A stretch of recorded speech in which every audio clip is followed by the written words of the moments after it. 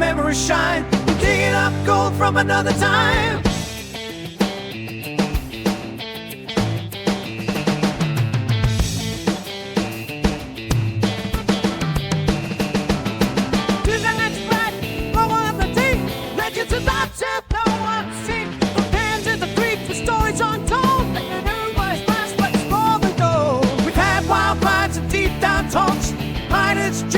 Treasure walks. Now we rewind, hit play again. Let the archives roll where it all began. Flash in your pan, it's a flashback jam. Turn it around just because we can. Old gold moments, new hearts revive. Welcome back to Tuesday Night Live.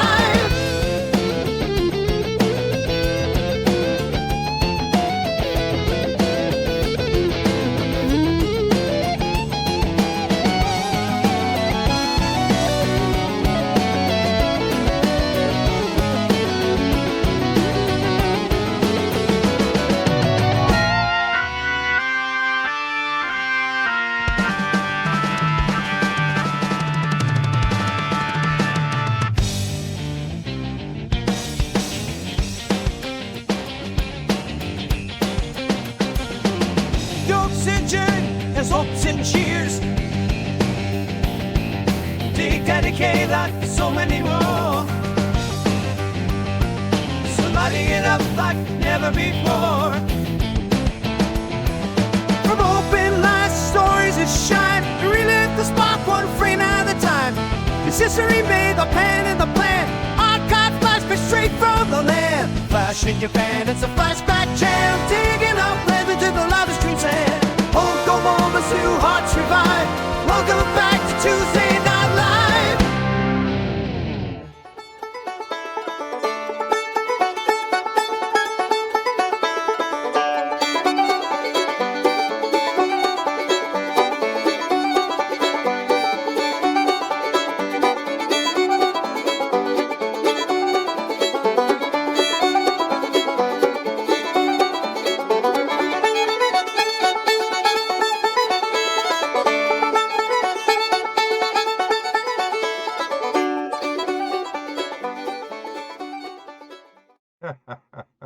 Hey, YouTubers and friends, I believe Roger is in Tasmania. It's morning for him. I believe 10 a.m. It's about the same time it is for our friend on the east coast of Australia. Everybody, I believe our guest just arrived in 30 minutes. It's 5 my time now. Hold on while I type to our guest.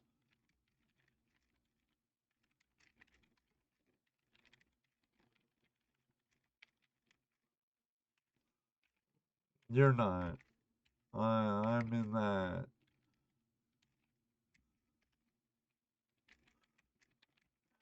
I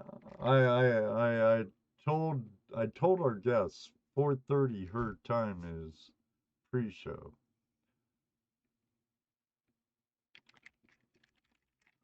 So our guest is gonna be a little late, and we're not gonna get to fill her in with some stuff. But tonight, if all works out, we're having Elley Knows Rocks, a YouTuber, Instagrammer, TikToker, and geologist and model, and she's hopping in right now. But we'll head over to the other set. Don't go away. We'll be right back.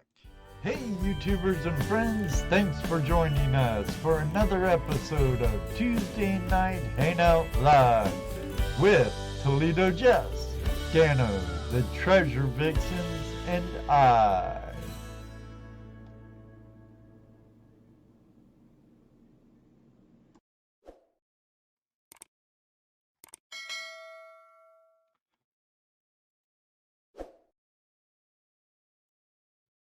Your phone sideways?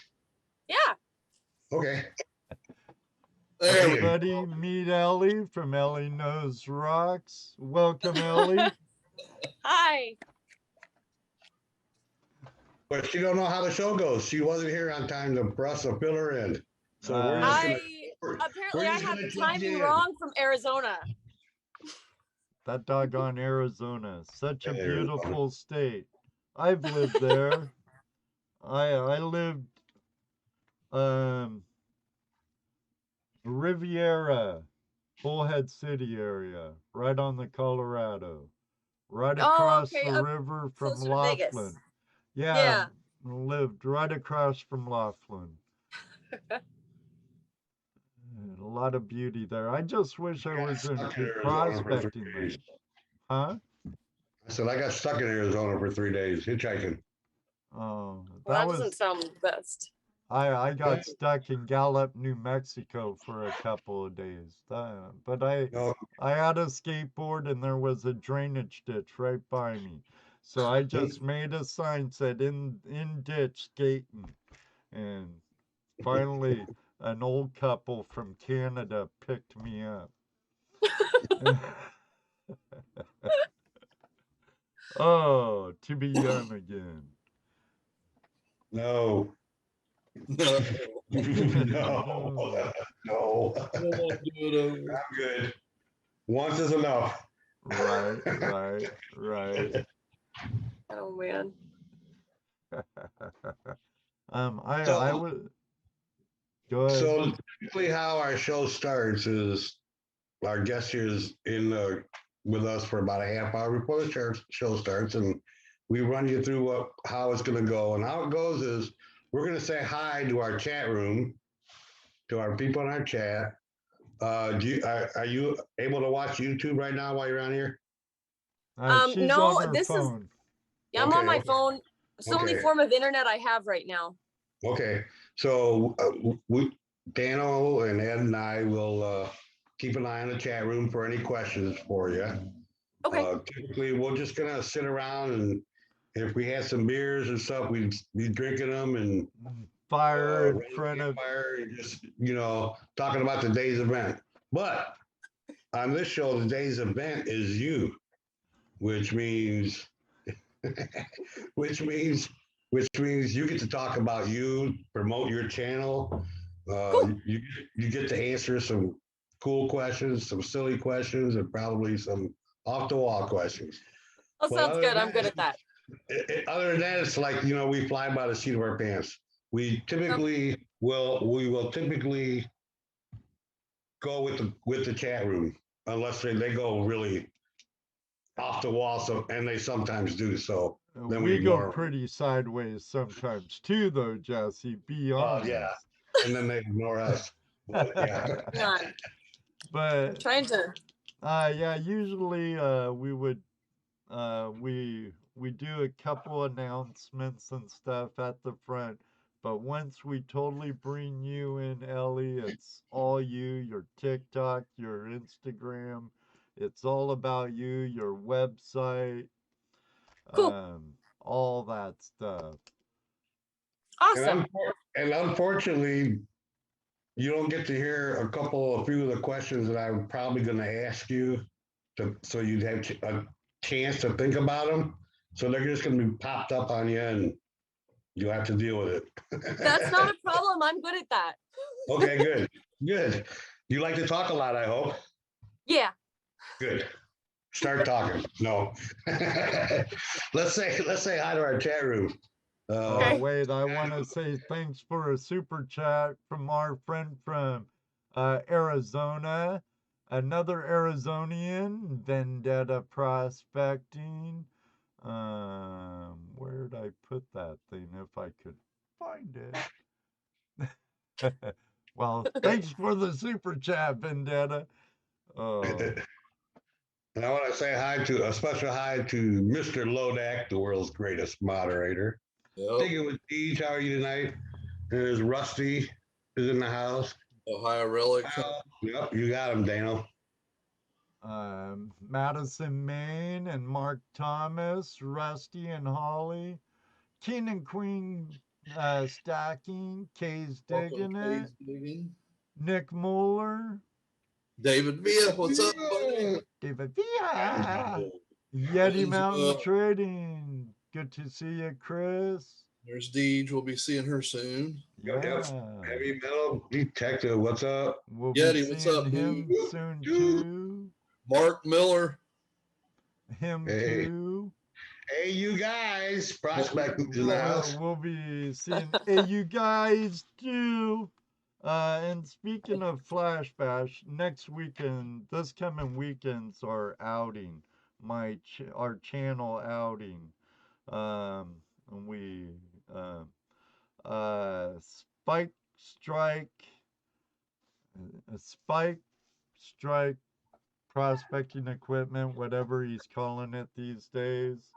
He'll be donating 2 gold rams, a water table, and 1 new Frugal Finder's sluice. But Cool. wait, there's more. For now, as of now, we're having a Flash Bash week special for the Frugal Finder for $89. He don't tell me if that includes shipping or not. So let's say it includes shipping. But all you have to do is mention Flash Frugal Finder sale. Either email him at spikeprospecting@gmail.com or message him on Facebook and just mention those words and you'll get. I have no idea what it works like. I haven't used it yet. And so, but there's his offer. And much like this, that will be offered at Flash Bash, Thomas Folks was very happy with this bag of pay dirt from our friends at iPan for Gold. It's going to be 4.4 grams with 2 nuggets. Minimum. David, 4.4 got some good grams. gold. A $335 value for some lucky person. And my chroma key's going all weird in my green screen. But hey, good thing I'm not a professional. No kidding. What's up, Nick? Nick Ballner and Roger, how you doing? I'm glad to see our Hey, down under what's friends up? here. Flash, Ed, did Elley bring in some specimens to show off? You know, We I were forgot lucky to she got ask here. her about treasure porn. Bill. Give me 2 seconds because I have them out in the living room, but me getting here late because I got your message, I was like, oh crap, I need to get on to the Zoom. So give me 1 second. Hang on. Sure thing. Sure thing. To our friends. We got Carol Riley in here from Pittsburgh, PA. Welcome, Carol. Terry Welcome, Marshall. Terry. Willie. Willie's here. I seen Willie a second ago. Willie was like first in line. Yeah, that ain't true. He's in the house. That ain't true. Our buddy from the Bronx was here first, but that kind of don't count since that was over the weekend, I think. Yeah, I saw your message on there. I clicked on the channel this morning, right? And or sometime today, and I saw you say hi to him. I'm going, there's nobody in here. What the heck? All right, I think I got my chroma key fixed now. This is JP. Chris, looking forward to seeing the B3 Relic Recovery Team. Mrs. JP and the Bulldogs are in the house. Looking forward to seeing you too. Unfortunately, Ed and Judy won't be showing up. No. Bill's Trash and Treasure are not able to show up. Laurel, Kevin, and Nate, unfortunately, are not able to show up. Oh, and here's the big bummer. Jocelyn, Elizabeth, Drew, and the kiddos are not able to show up. Unfortunately, Drew's dad's in the hospital. I heard about that. Oh, doggone it. Sorry, Drew. It was either a severe stroke or a heart attack. One of the two. I'm having blonde moments. That happens when you're blonde. But everybody, please give their prayers for Ed and Judy and Drew's family and father. What else? Rain or shine, Flashback is gonna happen. Yep. Hello, Amethyst Angel. I am Mary with this angel. Monarch. How are you tonight? Jeff, I got your package out to you today, buddy. Thank you. Drew and Jocelyn are great people. One day you might meet them, just like me. One day too.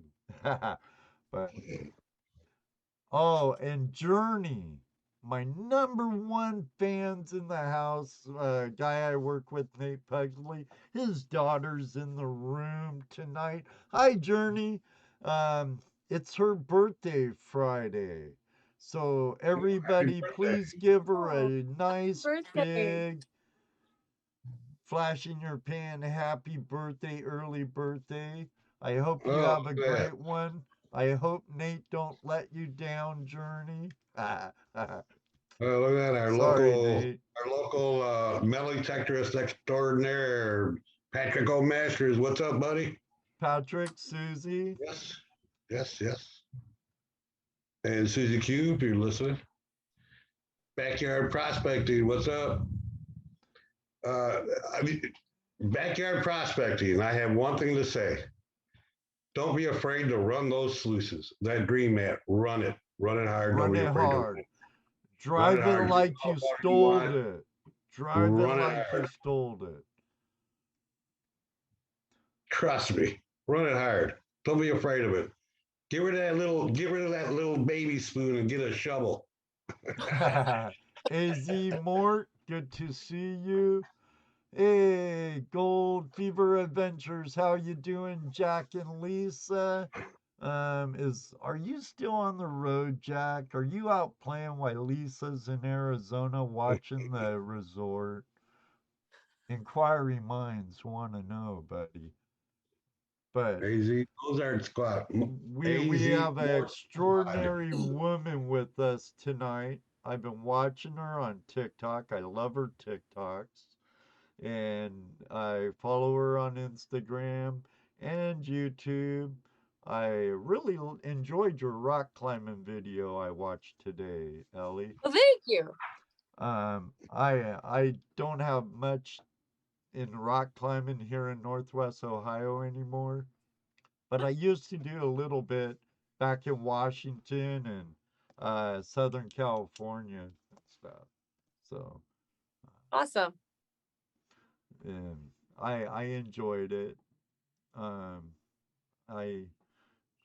wanted to see the part where the camera died. You were talking about a couple parts, like where the guy knocked over the camera or whoever you were really ticked off at him. Or I was really frustrated. The person.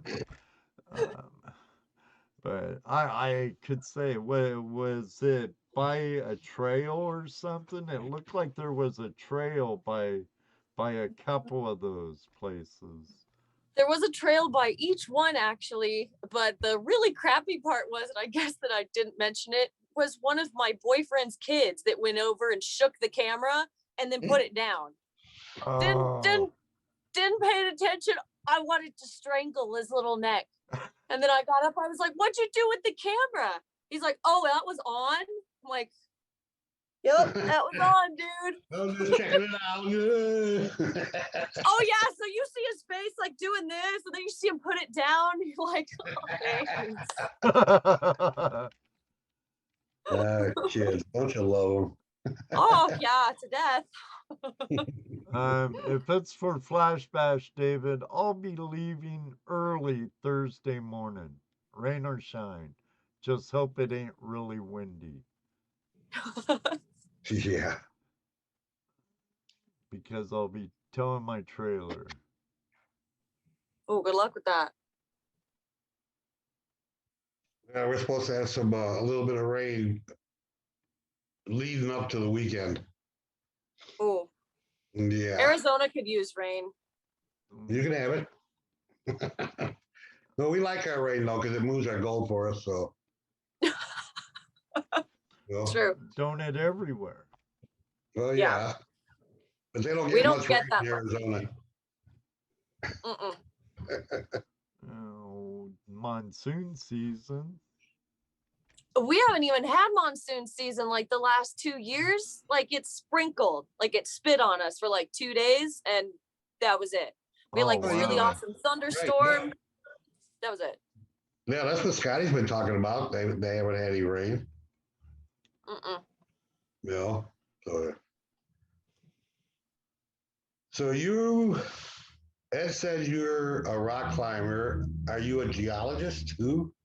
Yes, I'm Yes. actually a professional geologist. Oh, cool. Yeah. You work like for like an oil company or something like that? I work for a major mining company, and then I do independent consulting for both placer and hard rock mines on Oh, the side okay, that. cool. Yeah. Oh, so you're into the gold and silver and Yeah, she has Oh, yeah, videos of I'm her panning. I'm definitely into gold. I have one piece that I found here that's pretty cool to like share with the group when it's show and tell. Well, we'll definitely know when they Okay. want to see what Well, we call treasure porn, Ellie. They'll be Right. like, show us the goods, and I have goods. yay! And she has the goods, guys and gals. so how long you been how long you been doing this? I've been a professional geologist for 8 years, and then I've been doing my independent consulting for a little over a year now. And, you know, I didn't realize there was such a need for it to go out and tell people what they have or don't have, or look at the geology of their claims or claims they're going to buy. So it's been really helpful. And so you go out and, you know, you run dirt, and it's usually all dry washing because it's done here in Arizona. And then you just see what you have. So, you know, gold's where you find it. It's Right. just So depends. wait a minute. People hire you to go out and find the gold for them? Well, to go out and tell them where to find gold, but they'll hire me to go out and look at claims, usually claims that they want to purchase, to see Right. if the area is profitable or if there is gold on it and that kind of thing. A lot of the people, some of them are really into it. Old timers that have been doing this forever just want to know about a new piece of land, and some people are like brand new and Right. are just getting into it and have limited experience. And so I go out and I talk to everybody doing it, which is awesome. And so we go out, we look at their land, and usually have a good half a day of getting filthy. So I mean, so you also look at the terrain and the minerals and all Mhm. that, Yeah. and say, hey, look, you got real good possibility with this here and that, or you come and go, this is crap here. Yep. That's the harder part, is to tell them that, especially the people who are like, oh, this means gold, right? I was like, well, no, not necessarily, but we can check it out. And then when you go, like, it's kind of just float. It's stuff that came down, a bunch of quartz that doesn't have the right sort of other Right. elements and staining with it. And people think they have it and they just don't. And so that's more difficult. Yeah, not all quartz carries gold. No, not at Right. all. Yeah, if you see bull float of bull quartz, no gold. No. Got need to have that good mineralization in it. Yes. A lot of people don't get that or understand that very easily. Oh, quartz, it's kind of it hard has to. gold. Yep. Right. Exactly. And it's not always the case. And sometimes gold isn't where you think it'd be. Yeah. That's for sure. Gold's a tricky little mistress, let me tell you. What guy? You know about mistresses, Ed. Well, when it comes to gold, no, I don't have no mistresses. Except for gold, ask Judy. I leave her at home all the time to cheat on her for finding gold. Or I bring her with me, and she looks for rocks or arrowheads through my There you go. tailings. So that's something you've always been interested in, growing up? Yeah, I was a rock hound growing up. My dad actually used to go to the beach with me and look for agates. And I Oh, used to cool. think it was the most fun in the world to just sit on a rock pile and like comb through the rocks with a stick trying to find little clear rocks. I didn't have Right. very many friends. They got really bored of going to the beach with me. The beach, which beach? For Uh, agates? I would go actually to the beaches over in Brookings, Oregon, and Crescent City, California, okay. where I grew up. And I would go look for agates there. And so there were a couple of beaches that after a storm, especially, oh man, I was all about it. I knew the tide charge. I mean, I was like this little 8-year-old kid, and I was telling my dad, we got to go out. It's a minus tide. There's going to be big rock piles. We got to go find those agates. And he was all about it. So my dad will cool. still go to this day and look for agates with me when I go home. My mom's from Northern California, coastal Monterey Bay area. Yeah. And we'd go up to Hazards or Mavericks to Half Moon Bay and pick up all the sea glass and up to Jade Beach and stuff and pack out all the sea jade out of Jade Beach. But awesome. yeah, Oregon coast, Washington coast, Northern California coast, beautiful. Yes. Beautiful. Lots of rain there. Lots of it. Oh yeah. Right here. So that must be why you moved to Arizona, because you got sick of the and start getting web feet like us Washingtonians and oh yeah. I wasn't into being a prune all the time. I'm not a fan. Plus it's too cold. I really enjoy the heat. And so Arizona is perfect. They started forming those lines on your neck, right? Yeah, no, they've gone away now. So I'm lucky. They're gone.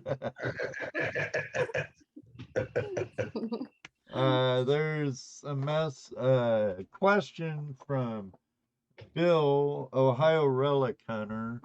Can you have her explain what an agate is? I think it's from fossilized tree sap. That's amber. That's amber. Right. I think it's from what else? I also used to find it on the West Coast. Bill's from Washington originally. He lives here in Ohio now. Yeah. Yeah, I can totally explain what an agate is. As a kid, I wanted to know what they were. And so I always just thought they were really pretty see-through shiny rocks, which they are, but they're microcrystalline quartz. They're essentially chalcedony, and it gets weathered out of the country rock that's around the beaches, and it goes out to sea, tumbles in the sand, comes back. And so that rigid rock is now smooth. And so it's just basically chalcedony that's been smoothed. So it's a banded agate. Different minerals in them cause different colors of banding. And so some of them are really beautiful and some of them are just regular and clear, but they're all pretty cool. Rocks are cool. I think rocks are cool. I'm all the time looking at rocks, picking up rocks. Wait, I have a rock right here somewhere. Right, oh my gosh. I've got bunches of rocks. I got boxes of rocks. Oh, you should see outside my house and our house, Ellie. Rocks piled up here, rocks piled up there. Everywhere there's rocks. In my shed, there's tons of rocks. But I think any prospector is interested in geology at one form or another. You have to be, in my opinion. Yeah. And sure. Like you, bless you. Bless you. Excuse me. No problem. I was always into rocks and collecting rocks and stuff, and I think that's one thing that helped me kind of leaned me into prospecting and stuff too. Yeah. Well, I was always really curious about road cuts. Like when I was a kid, I would always marvel at the different layers in the road cuts, and I always wanted to know what they were. The layers were always tripped me, but what really tripped me out the most was the way sometimes the layers would swirl in the rock. I go, what the hell? What's going on there? You know, what happened there? Why are they, but I never took it beyond just wondering. Yeah. My wondering went to the extreme, and so that's why I got my degree. I couldn't handle not knowing what it was. But no, slowly I've learned, as I get older, you learn more and more, and you listen to people like Jeff Williams and, the crazy geologist. You know who he is, right? Yeah. Oh, okay. Have you ever been out in the field with that crazy guy and his beautiful wife, Elley? Or not Elley, Lila? No. I have not. Well, I know he likes oh, doggone it. All the donkeys are there. I used to live not far. Whitman? Oatman. Oatman, yeah, that's it. I know he likes the Oatman area. I still have to go out there and check that out. There's a couple of places that are on my list to go look at. BC Trails wants to know what's your favorite agate, type of agate? Oh, the black ones. Because they come in like every color. And is Apache Tears an agate? Wait, say that again. Apache Tears, is that an agate? No, those are that's obsidian. Those are just little pieces of obsidian that flew through the air like that. So they got rounded as they were flying through the air before they landed on the ground. Oh, really? Mm-hmm. Cool. I didn't know that. I didn't know that's how they formed. Yeah. Oh wow, that's a trip. Yeah. So while they were molting, they were forming, flying through the air, and made the tear shape. Yep. Awesome. Cool. Yeah. Have you ever been to New England looking for gemstones? Are you into gemstones too? Yeah, I like gemstones. I've not been to New England looking for any. Yeah, my wife likes gemstones too. Let me think. What do I have? Hang on. Let me see if I have a jar here. Hang on. It should be right over here. Yep. Oh, it'll be difficult to see because it's in water. That right there, and you can't see it because it's not in the daylight. That is a gigantic fire opal. It's a log cast, and the rest of these in here are fire opals too. Oh, nice. And so fire opal. What? Wow. That's fire opal, that big one? Yeah, they're all fire opal. I've never got them cut. I found them in the Virgin Valley, Nevada, and this is actually like, this bottle of stuff right here is the reason that I went to school. Really? Awesome. Yeah, I was bound and determined. I was like, can I dig for like rocks all day long? I was like, what's that called? I had no idea what a geologist was. So I went and asked like someone at this college. I was like, listen, I want to go dig for rocks. What do I do to do that? And they literally laughed at me. But they were good people nevertheless. And they're like, well, this is what you need to do. And I did it. So I absolutely loved it. I was determined that I was going to own my own opal mine. Still could happen. I don't yet, but the Peacock mine in the Virgin Valley, Nevada is an amazing place. And they were so good to me up there. They were so kind. Like I was filthy by the time I was done. It rained, it hailed. I didn't want to leave the side of the hill. I was literally stuck knee deep in the mud. And I was still pulling stuff out. I had a great time. Like, you got fire opal, pink opal. How many different variations are there of opal? I mean, different colors. I mean, you hear black opal and, white opal and stuff. Are there more variations than that?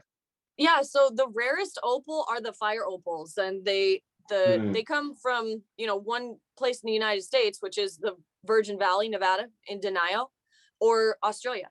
and Australia are hard boulder opals, and they're a lot of like fossil cast, whereas the stuff that in the Virgin Valley, they're all cast of like petrified wood or pine cones or stuff like that.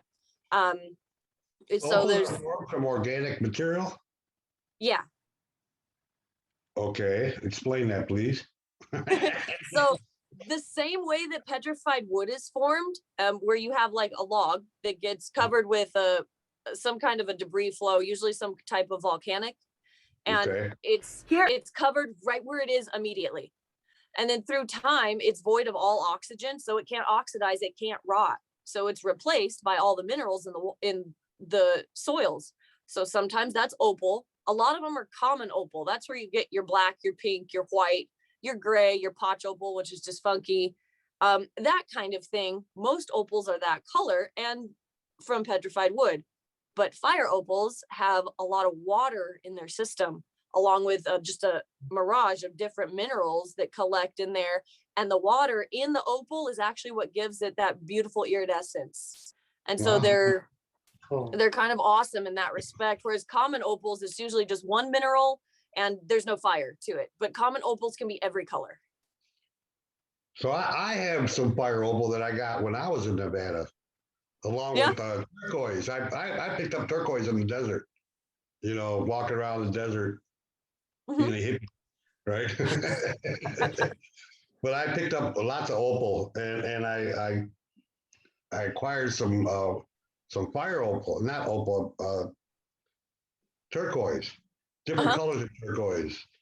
Turquoise with red matrix, turquoise with black matrix, white turquoise, dark blue. It's actually scattered all over the desert. If you just gotta look for it, and I know there's big turquoise mine, just what, Tonopah, I think it is. Tonopah. Yeah, there's a turquoise mine there. I lived just north of there for a while, but somebody told me you need to keep those in water. Why is that? So turquoise, no, you don't need to keep in water. The opal. The opal. Fire opals, they'll dehydrate, won't they? Yeah, because they're 35% water. And so until you put them into mineral oil and cure them for about 3 to 7 months, depending on the size of the opal, then you can get them cut and then they're fine. You just have to re-oil them every now and again just to keep them from cracking, because they are a more fragile state. Yeah. Some of them can dry completely though and be absolutely perfect. I got mine, mine about that big, they're small, little pieces. So if you found them dry, like just dry in the desert, they weren't in clay, because that's where I found these guys. I dug them out of the hill, out of clay. So they still needed to be in water. If you found them dry in the desert, you don't have to rehydrate them. They've already been cured. Oh, cool. Yeah. If you have mineral oil, it's good to put on them so that it kind of absorbs and keeps them from cracking or deteriorating, but you don't have to do anything else. I don't even know where they're at right now. I got so many rocks here and there.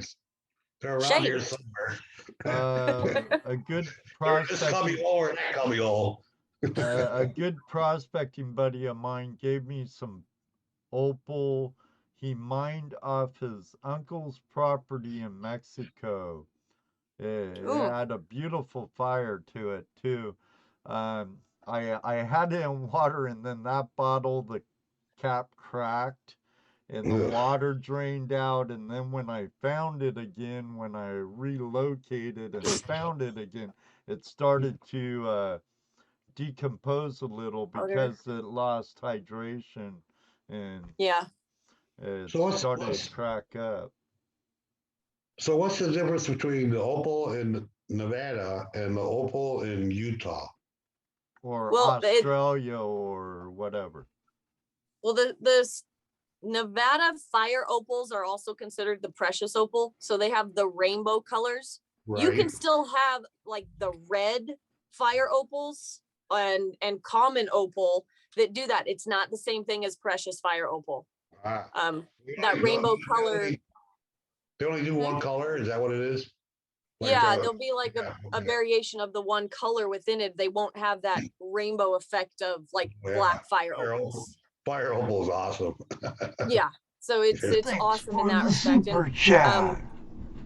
all the ones in Australia, those are all like precious opal as well. So they have those beautiful rainbows of that iridescence that come with them. And so, but those are a little bit different. Those are usually in seams. A lot of those are fossil replacement, or they were just deposited within a thick clay rock. Most of the opal that's in Australia is not from, petrified wood or things that were organic. That just mineralized on itself, right?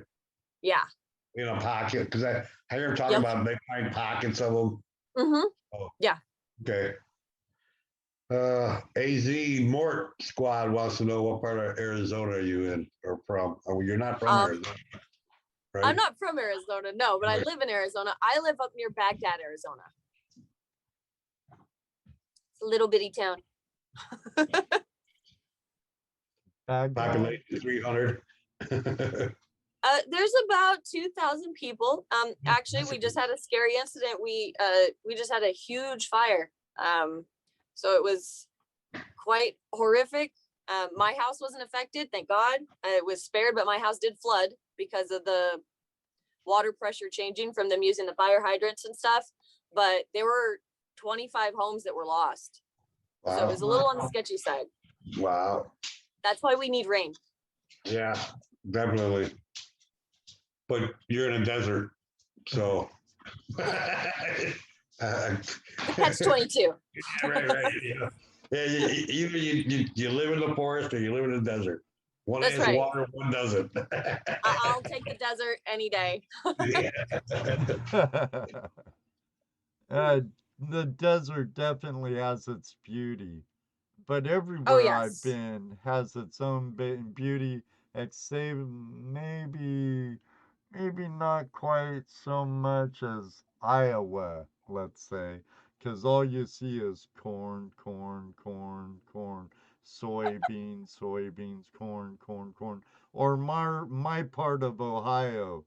When I get homesick, Ellie, I have to go to the middle part of the state where it starts getting rolled at the end moraines and stuff from the glaciers and Yeah. into the hilly country, and maybe there's an evergreen or two.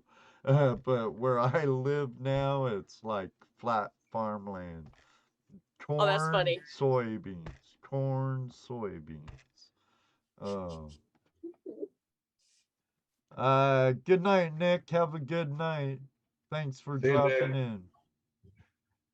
in. Dimebag Jared Lowe. If molten stone was put in zero gravity, what shape would it take? If what was what? I told you. Like No, did he say molten stone? Yeah. Yes, if molten stone was put in zero gravity, what shape would it take? Just a sphere. Yeah. That's There's it. nothing- There would be no weight pushing it or pulling it. It would just, the there'd be no molecules gravity would drop. collect a together drop and it would create a sphere. floating around, just Drop to of be a water. big ball. Mm-hmm. So an Well, orb. molten material will form into a sphere when you drop it here on Earth too. So Yeah. glass, steel. Mm-hmm. If it's molten, it's must be round. Pretty much. It's a good question though. Interesting. I think he's had too many dime bags. I don't know. I don't know. Let's see what else is going on in there. Well, I saw something recently about people pouring molten metal into big vats of water with the little water beads in it, and it creating these beautiful shapes. And, you know, sometimes you get lost either on TikTok or YouTube. And so I was like, oh my gosh, this is so cool. I would love to try that. Oh, I've been down that rabbit hole too, Ellie, and ant holes too. Yeah. So Aluminum down ant holes. So our dime bag, Darren, says, is that why the Earth and planets are all globs or globes and none of them are flat? That's why we're spherical. Yeah. originally we spin, we have a core, we have molten metal inside of us that is, doesn't have anything weighing on it, that creates our own gravity with the moon. Everything turns because we're not a perfect sphere. If you looked at us, we're kind of an ellipsoid. So, and it's because it's the way we spin. And it's because we are spinning. Mm-hmm. Let's see. So how long you been doing? Let's go to YouTube. Yes. You're doing YouTube videos. How long you been doing YouTube? I have been doing YouTube videos since September of last year. And why would you put yourself through that? Oh, because I love it. Yeah, are you having fun doing it? Yes, I do. I make sure to, and this is going to sound weird, but I want my YouTube videos to feel like somebody is watching a show where they can be engaged. And it's not just something random. I want a beginning, middle, and an end. Not that they all have that, but I work really hard at it. So I work very well at, creating good content so that people can be entertained, but see what I'm doing. And I want to educate people too, because there's a lot of stupid out there or just ill-educated people. So, I'm hoping to help fix that just a little bit, but also, show people something interesting too. So I really love doing my YouTube stuff. I like to think that's what we're doing also, educating, being entertaining, and, that kind of stuff. Trying, yes. Both. My wife says I'm very trying. Oh. Mark one up there for Ruby. We have a person in the audience, Elley, Julianne Harris. She has a black stone with what looks like fossil fragments and shiny flakes found in Southwest Virginia. She's curious if she could hop in and show you. Yeah, go for it. Zoom call. I don't care. Usually me seeing the mineral is a lot better than someone describing it to me. Right. Okay. I'm gonna put the link in the room, everybody. Just Julianne, click on it, please, because we do have a guest tonight. It's not Open Line Tuesday, so if I see anyone other than her in the waiting room, you're gonna sit there a long time. But don't eat all my M&Ms or Reese's peanut butter cups. No, don't touch I wish I could eat those. I love Reese's. Oh, don't talk to me about this subject. It's really painful. You didn't even see him in the waiting room when you were there, huh? He didn't leave you in there I would long have had to not look. Yeah, he didn't leave you in there long enough either, probably. Probably just brought you right in. You did leave me in there at any time. I didn't even have time to barely take my hair down. So I'm lucky I had a shirt on. Okay. Julianne, there it is. Just click on it, come through. Will say if you have the Zoom link app, it's easier, but if not, you can still hop in. Make sure you mute your YouTube video. Mute your YouTube, or we'll have echoes. Yeah, very true. I don't know about frozen, Mary, but cold, yeah. Okay, hang on a sec. That's great that you're doing so well with such a young channel, Elley. Now, Thank you. how long have you been on TikTok? On TikTok on June 27th of this year is when I will have my 1-year anniversary on TikTok. Oh, excellent. Yeah. So are you? So you know what you want to do with it? How far are you planning on taking it? Me? YouTube. Yes. Well, you're Oh, our I'm guest. pretty famous. Oh, okay, cool. Does that answer your question? Gotta answer my question. So you would love to have this be your career eventually. Yeah, I'm going to have my own like television show that's on YouTube or whatever. It's gonna happen. So Make it So you're happen. aware I that love that attitude. Make Yeah, it happen. absolutely. So you're aware that at some point, some random person's gonna come up to you and go, Elley, how you doing? And you're going, who are you? I watch your videos all the time. You're awesome. Da, da, da. Expect it. I already have that in a small effect. I was in Phoenix and I was at a gold prospecting show, and they I'd spoken for their club before, and so I had a mineral booth there, and was there to kind of meet people, and I told people I would be there. Oh my gosh, 2 days of me non-stop talking from like 7 a.m. till 4 p.m. because people wanted to meet me because they'd seen my channels, any of them, and wanted to say hi. Like, I have some kids that were huge fans that wrote me little notes that were awesome. They didn't want to leave me alone. So they were constantly around the tables. It was adorable. And then not to mention the adults that called themselves groupies, which was amazing. And they were absolutely fantastic people. And so all of them wanted to talk about rocks. So I could nerd out all day and nobody looked at me for being weird, which was fantastic. So I absolutely love it. So yes, I hope random strangers come running up to me on the side of the street and say, hey, you're that rock lady, and that sort of thing. So yes, that will be fantastic. So, It yeah, might just very do- well happen one day. Oh, You're it will. also a model, correct? Yes, I am. Nice. I do freelance modeling. Sometimes I travel. Most of my work is just done in Phoenix and California, some of it in Nevada. And I love doing that. It's absolute and a creative like outlet. And, it allows me to be me. And, I get to be pretty and dress up and, wear makeup and look cool. like girly stuff too. You get to be the grizzled rock climber and the girly girl.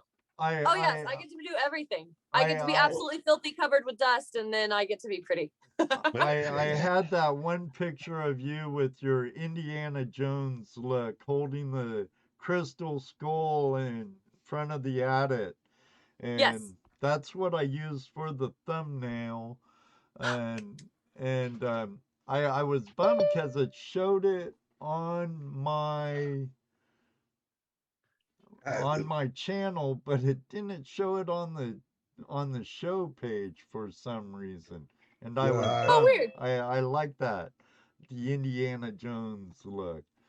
We have Julian here. Hi, Julian. You're muted right now. Yeah. There we go. Okay.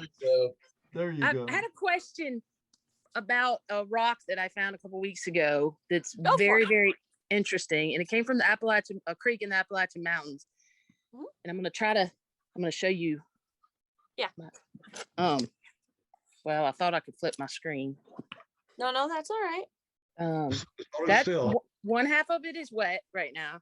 Yeah. And then the other half is not, but it's got really shiny sparkles. My metal The detector black- doesn't go off on it, so I don't think it's gold. Well, I'm pretty sure it's not. I don't know if you can see the sparkle. And then I can it see looks the like, sparkle in the black. yeah, and it's black, which is very unusual for this area. And then it looks like fossil fragments. Well, in yeah, it. it looks like you have a piece of specular hematite from the look of it. That would be the black rock. And They're pretty heavy. It feels like it's been smoothed out, and it actually, I don't know if you can see it.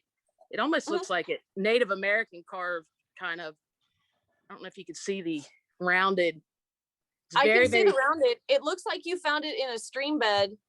Yeah, and it could just be from the stream as well. Mm-hmm. It feels very smooth. It's not very heavy though.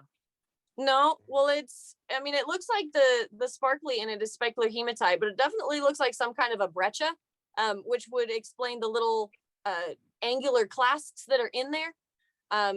Seeing it, if you take a picture of it actually in daylight, And if you want to send me the picture via Instagram or Facebook, I can usually see it better in daylight. But I'm right now, those are what I'm thinking it is, but it's very cool. Kind of hard to see. It is. I've found a lot of rocks and a lot of fossils and stuff over my life. I've never found anything quite like that. So, well, it's pretty I'll do cool. that. Thank you very much. And you're so thank welcome. you for your channel is awesome. I just found you like 2 weeks ago, and my nieces absolutely love you. Awesome. Well, thank you so much. You have a wonderful evening, and tell your nieces hi. They're 10 and 11, so you got fans out there. Thanks for Good. joining us Make them tonight. rock lickers. Thank you guys. I appreciate it. You're more so than welcome. welcome. Thanks for joining us. Oh, absolutely. Bye. Bye-bye. Excellent. That was cool. I Right love on. seeing people go out and collecting stuff, especially when they find something they've never found before. It gets them excited about it even more, and that's what keeps it alive. Right. And that's one thing we like doing. We like doing panning demonstrations with Cub Scouts and Boy Scouts and stuff. And Oh, awesome. Right. but some of the funniest reactions come from the parents, I swear. I've seen literally parents, dads push their kids out away from the panning trough. Let me have a try. Can you get rich doing this? And we're like, Absolutely. Go ahead. Yeah, go spend tons Yeah. of money. It'd take you through That's, 1,000 that's- pans of dirt. yeah, but right. that's the dream. That's the dream, right? That's the dream. That's the dream, yeah. You know, that's cool. You gotta have a dream. My dream is to find softball sized nugget Oh, yeah. here in Ohio. One day, you know, you Good luck. never know what the glacier left behind, Jesse. Right? Yeah, glacier tills, moraines, they're really good places. Hummocks are really good places to look for That's where gold. we work. That's what we work in, you know, Yeah. in There you go. Ohio here. And then I live right by the Maumee River, and the bedrock's exposed there, and there's big cracks. And I know when that those glaciers receded, they dropped some big nugget down one of them cracks, and it's still sitting there waiting for me. Vacuum Big it out. Yeah. Yeah. So Just waiting for you. you're just waiting for me. It's there. That's Do you right. dredge? Do you do other? Do you dredge and I make all that I've stuff? never dredged. I've used, sluice boxes and stuff on the river in Oregon. Oregon was where I first learned how to pan. There was a lot of mercury used by the old timers down there. Right. And so you'd get out and you'd start finding gold, and all of a sudden your gold would disappear. And as a new person panning, I was like, I don't understand. I just found this. I put it all in the bottle. It's gone because the damn mercury was eating it all. Oh, sorry. But it completely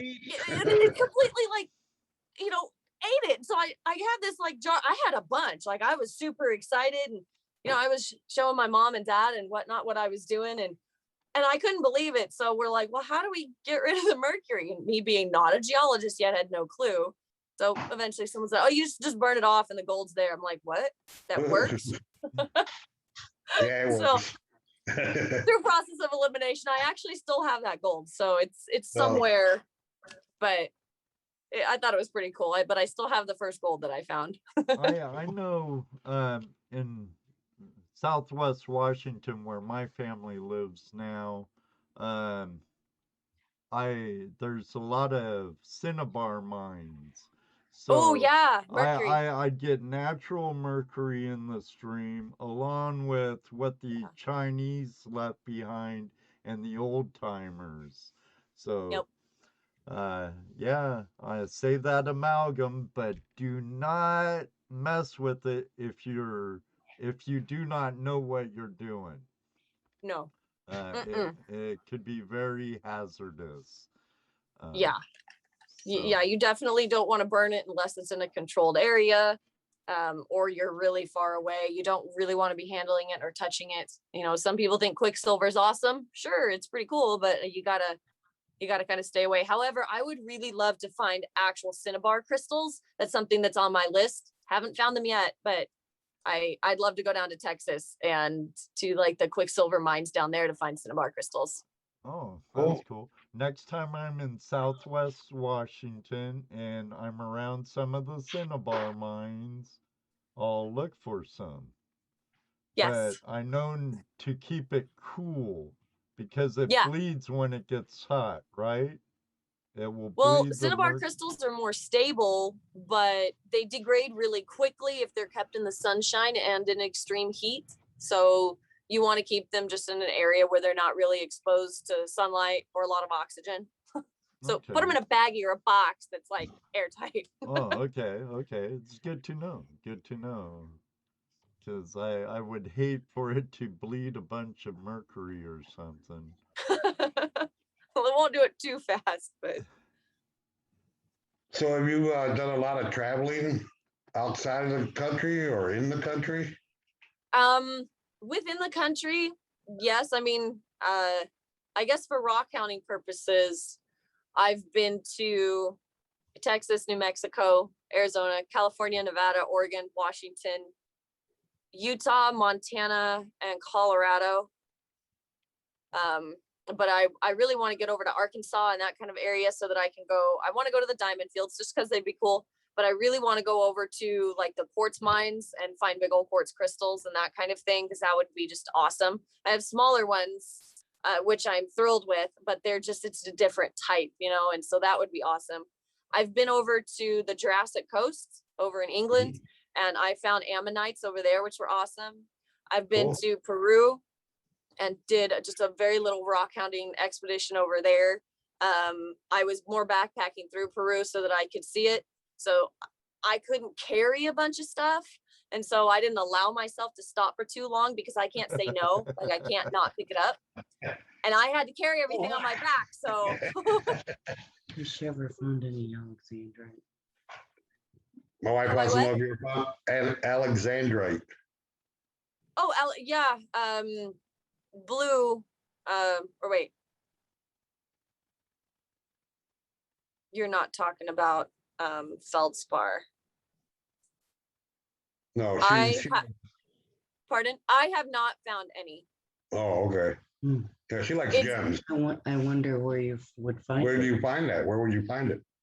Don't they find that in Colorado? They have, I think they can be found near the sapphire mines in Montana. They have Alexandrite over there. They have some in, what's it called? North Carolina. There's some over there. And there are more places where it's found. These are just the ones off the top of my head that I can remember. I don't know if Arkansas has Alexandrite. California does, actually. I believe they find it near the tourmaline mines that are east of San Diego. And so you can find it kind of sporadically. It just depends on the pegmatic texture of the rocks. So the more pegmatitic the rock is, the bigger gems you're going to find. So that's a kind of a key thing. Wherever the bathylists were that brought up those big formations. Did I lose everybody? No, not at all. I forgot my question, though. I was going to ask you a question. I had a question. I'm sorry. No, that's not your fault. Not your fault at all. Think of something, Ed. Think of something. Well, I'm also watching the chat room here, and we got one of our chat members here, Benzo Gold. He's really into minerals and crystals. He's talking about. Deej wants to know what feldspar is. What is feldspar? And is it native to Michigan? Huh? Feldspar is about everywhere, isn't it? Feldspar is the second most abundant mineral on Earth. It's everywhere. Right. Whether you find it in a pegmatic texture or not is a different story. It's found all over the West Coast, and further in. Any clay is made from feldspar, whether it's K-spar or plagioclase or orthoclase. It just depends on the area, but literally when you step outside on the ground, you are stepping on feldspar. You can't get away from it. Right. So what was its purpose? What's its purpose? Yeah. It's actually used for a lot of different things. Feldspar that's been weathered especially to clay, bentonites, smectites, kaolinites, that kind of thing. It's used in a lot of industries for the purposes of like concrete, drywall, paints, stuff like that. Like a binder? Pardon? Like a binder? Yeah, like a binder or hardener, that kind of thing. Gotcha. Like smectites are swelling clays, and so they use those a lot of times in wells if they need to slow down the water, if they need to cap water. They use that types of clays in well drilling to keep the walls compacted because it'll harden in certain ways. And a lot of people just really love the crystals themselves. If you can find beautiful, perfect rhombohedral crystals of feldspar, they're really beautiful. Crystals. So on the window, on and on the window there. So I remember my question. Dang it. Oh, well, no, somebody else had a question though. I asked one of theirs till I remember mine. Okay. Julianne wants to know where you went to school. I went to school at the University of Nevada, Reno, UNR, Wolfpack, Mackey School of Mines. Cool. And then Mary wants to know about finding sapphires.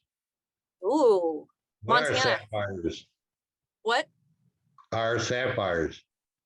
What are sapphires? Also, what are sapphires? And that's my question, and I'm adding to hers. Okay. Got it? Yes, got it. Okay, so sapphires are actually corundum. Sapphires are corundum. Corundum is also rubies. Rubies are just the red form of corundum, and sapphires are every other color of corundum. The rarest sapphire is the pad paradash, and it is a peach yellow orange color. It's absolutely beautiful. The blue sapphires are the most common ones. I know that people seem to think that rubies are a different mineral, but they're not. They're extremely hard. A lot of sapphire is actually used in industry for glass, not actually gemstones. A lot of sapphires come from Montana, the smaller ones. A lot of them come from some mines in California.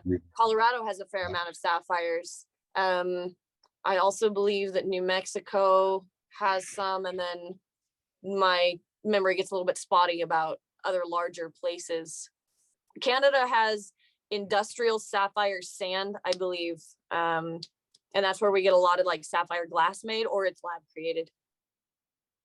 All right. And Benzo asked, is that orthoclassy?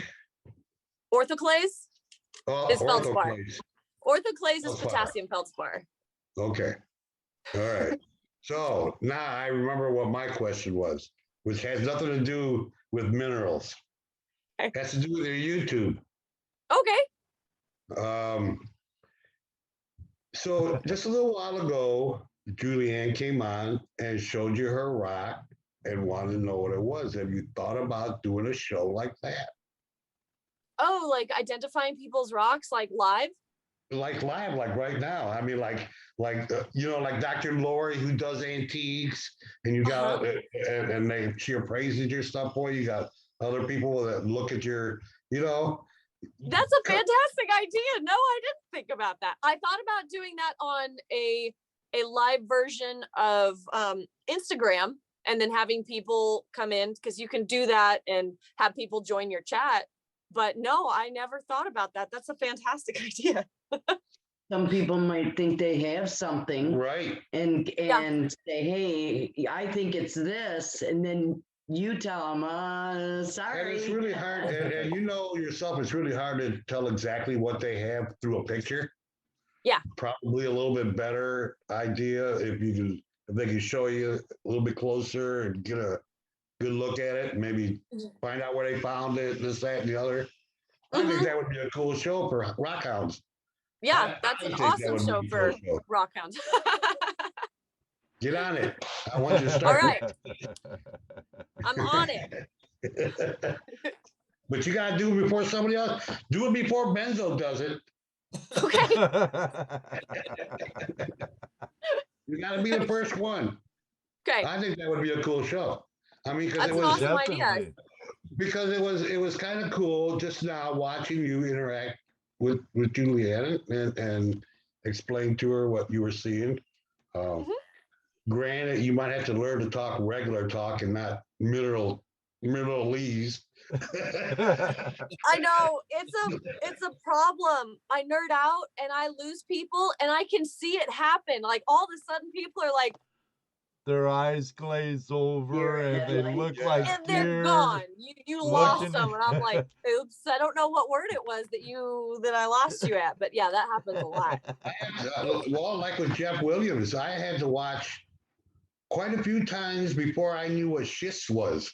Because he would say it, but he didn't really show it, And I would have to catch him say it, and then at one time he shows it. Oh, okay, and Schist some or of the other, gneiss some of the other or stuff he says, and some of the other stuff, like nice and right, dirt. whatever, dirt.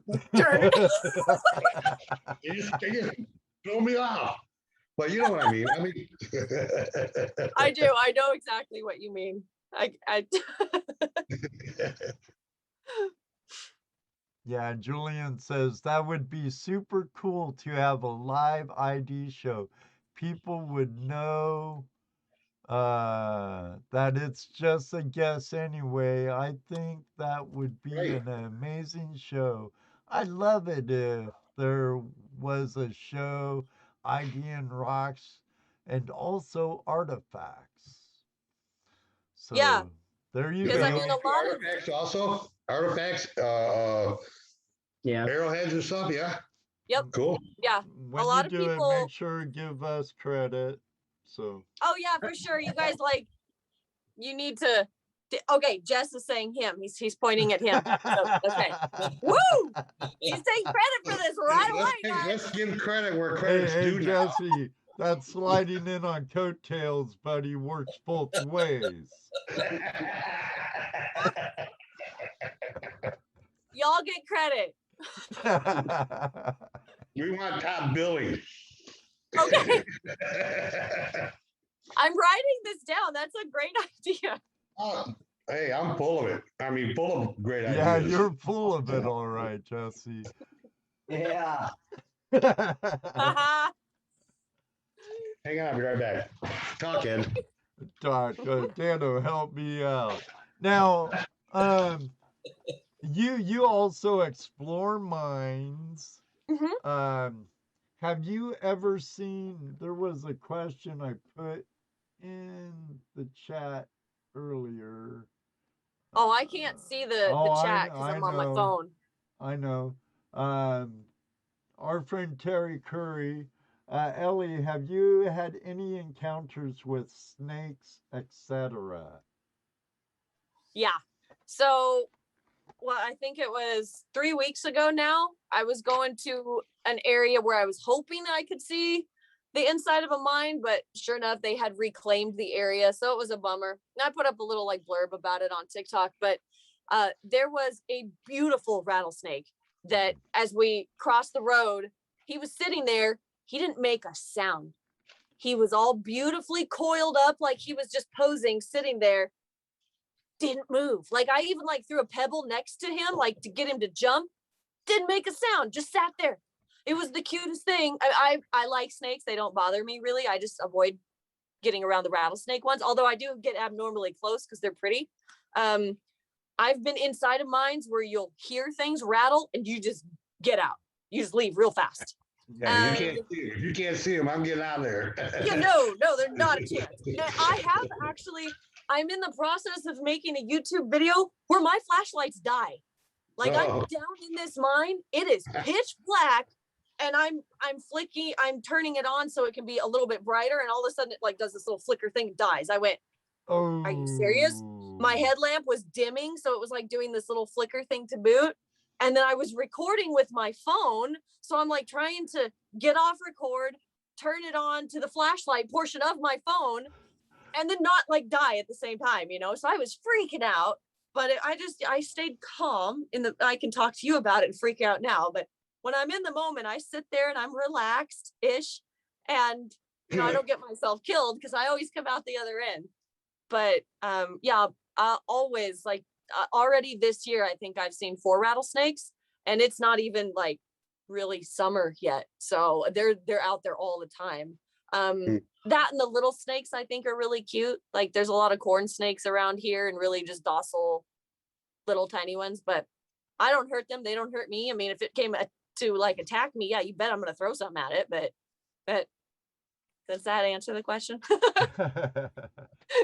Any encounters with other wildlife besides like roadrunners or something like that?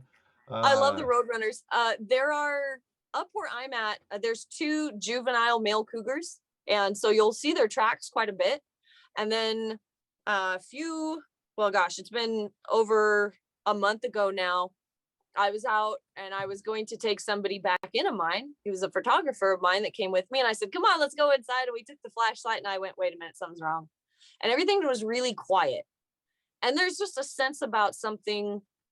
If it doesn't feel right, it's probably wrong. Right. And I'm shining the light on the ground, and there is a beautiful line of bobcat tracks that go into the mine. There are no tracks whatsoever coming back out. Ooh. And so we're like, yeah, we're going to stay, because I like to track things so that I don't get eaten.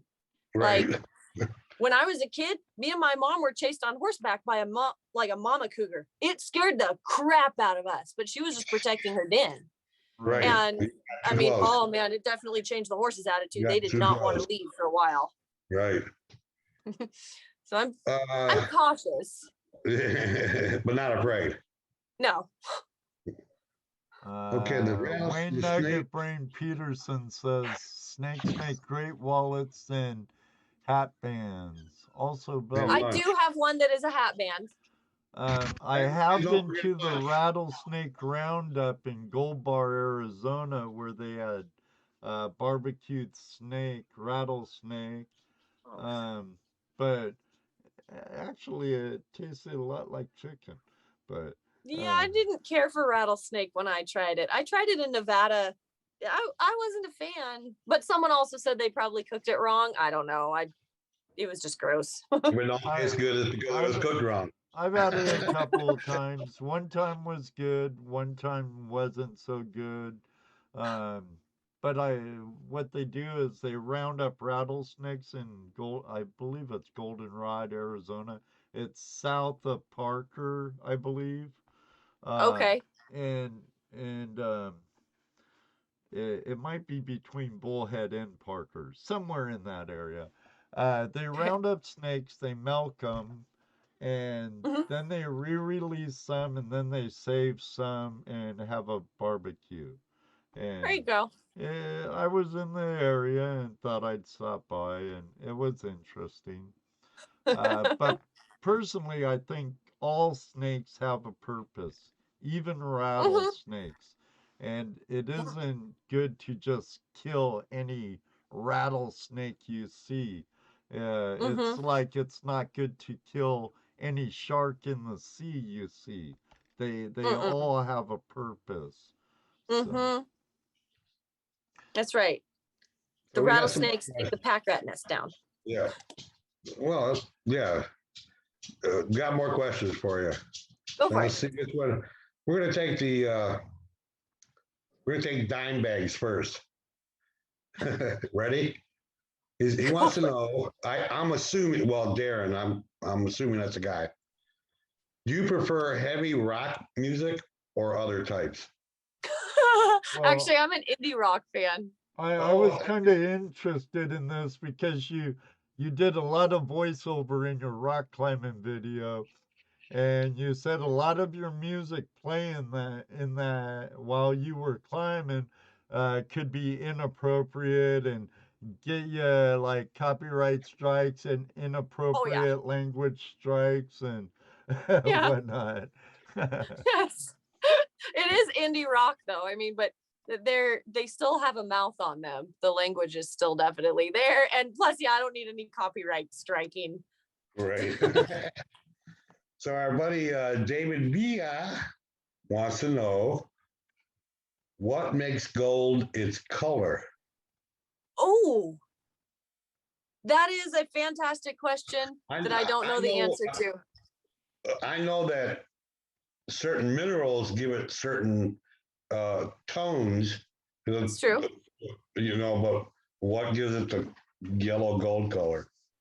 Well, so why gold is gold colored, I'm not exactly sure. Like copper is copper because of the color it oxidizes to. Gold, it's number 79 on the periodic table. Right. So therefore, what? AU? Yeah. AU? Yes, AU. And so gold is actually found near a lot of sulfides. So pyrite. Pyrite has a lot of iron in it because it's FeS2. And so iron gives gold a lot of its more brassy color and not more of the yellow color. The amount of sulfur that can be in it can give it more of a yellow.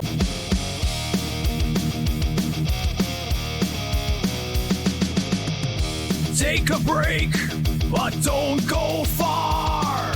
Gold fever's burning like a shooting star. Grab a snack, stretch it out. Still more stories to talk about. Shovels in the dirt, pickaxes high.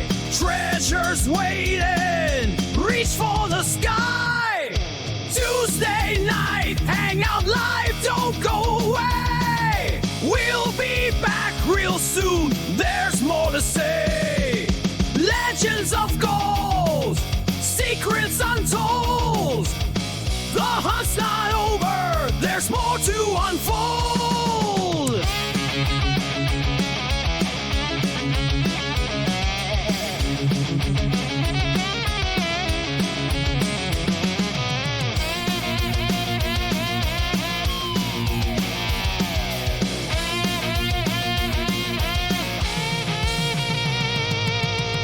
From lost mines to rivers wide, prospectors digging side by side.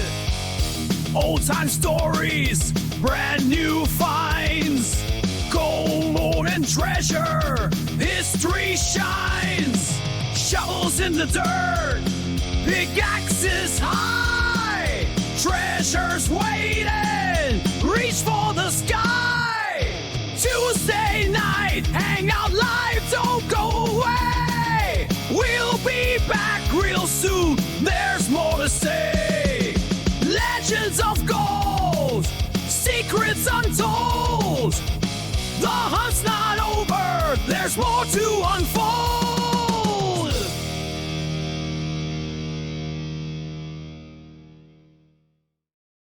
Color, but just pure gold all on its own. Why it is that color it is, I actually don't know that answer. I've never even thought why gold is that color. So that's a fantastic question, and I'm going to have to research now to figure out why. Just And because. as soon as you do, you come back and let us know. But I do know that it is different shades of more brass or yellow and those colors because of the iron and the sulfur and other sulfide minerals that can be in gold, as well as it also can have nickel, which can give it that more pale color. So it all just depends. So gold, being a metal, doesn't need to be processed to be turned into gold. You No, know what I'm gold saying? is gold. Right, but I mean, like you take iron and you process it and turn it into steel. Yeah, right? You have to mix it with alloys and stuff. Right, with gold, it's already a natural metal. So it's not a mineral. It is. It's a mineral and a metal? Yes. Yeah. So there are a handful of minerals that are also elements that are also metals.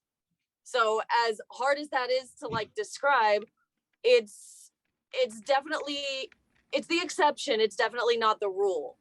And so gold, or I guess the definition of a mineral is one or more elements. So one being the exception there. So elements can be minerals all on their own. And there are just a handful of them and a few like gold, silver, copper, sulfur, calcium, like those sorts of things that are just a single element that are also a mineral. My wife went to bed, so. Okay. So, speaking of show and tell, Yes. I don't have the ability or knowledge to go out and hunt for rocks all the time. I mean, I pick up pretty rocks when I see them, right? When I'm out and about. But I do have an eye for finding them at garage sales, auctions, stuff like that. So I pick up bags of Petoskey stones. Yeah, Oh, awesome. gotta show all of you now, Jesse. Oh, go ahead. Show off your rocks. Fossilized coral found in Michigan. Petoskey stones, a whole bag of them. Awesome. That's cool.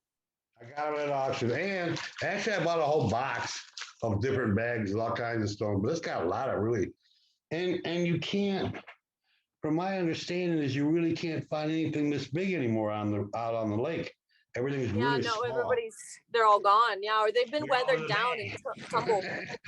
Yeah, that too. Good job. So, well, the other thing I found, or I like to say I found them, but I acquired at an auction was a bag of agates.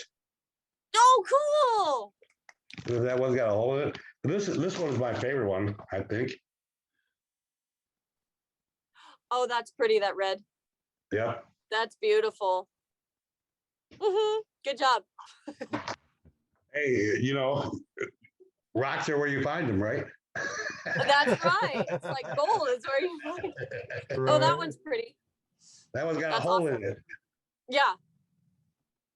Little part of a geode in there. That's Yeah. awesome.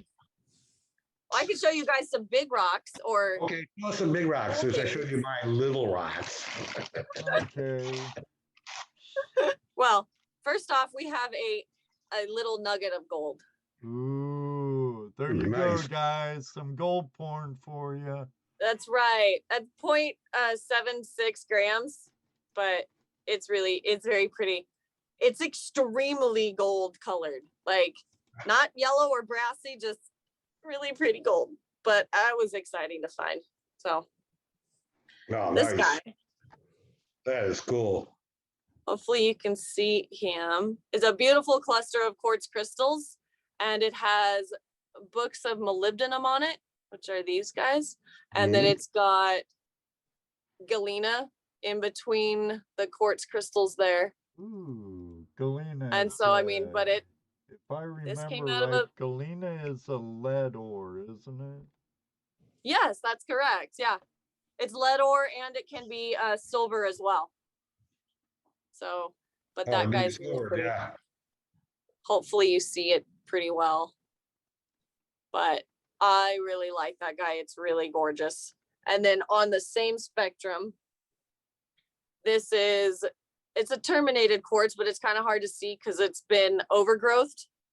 But all of the shiny silvery stuff on it is molybdenum. And it's got some chalcopyrite. I'm hoping that it's not horribly blurry. No, it's looking good. But it's got beautiful, beautiful like faces on it. It's got flat face here, one here with a bunch of overgrowth, and then it's other points that go up. But that was really exciting to find because I was digging through just garbage essentially, and this area that had been really squished. And I was like, I just want to find something interesting. And so I started to find a bunch of metasulfides, and I was extremely excited. So out of that same pocket came this guy. So this is sphalerite. All this right here is sphalerite crystals, and it is on a calcite rose. And sphalerite is actually the most reflective natural mineral. And so you can see just how sparkly it is. And so it's gorgeous. And so it's also, what? Looks like it's wet. Yes, and it's not. That's completely dry.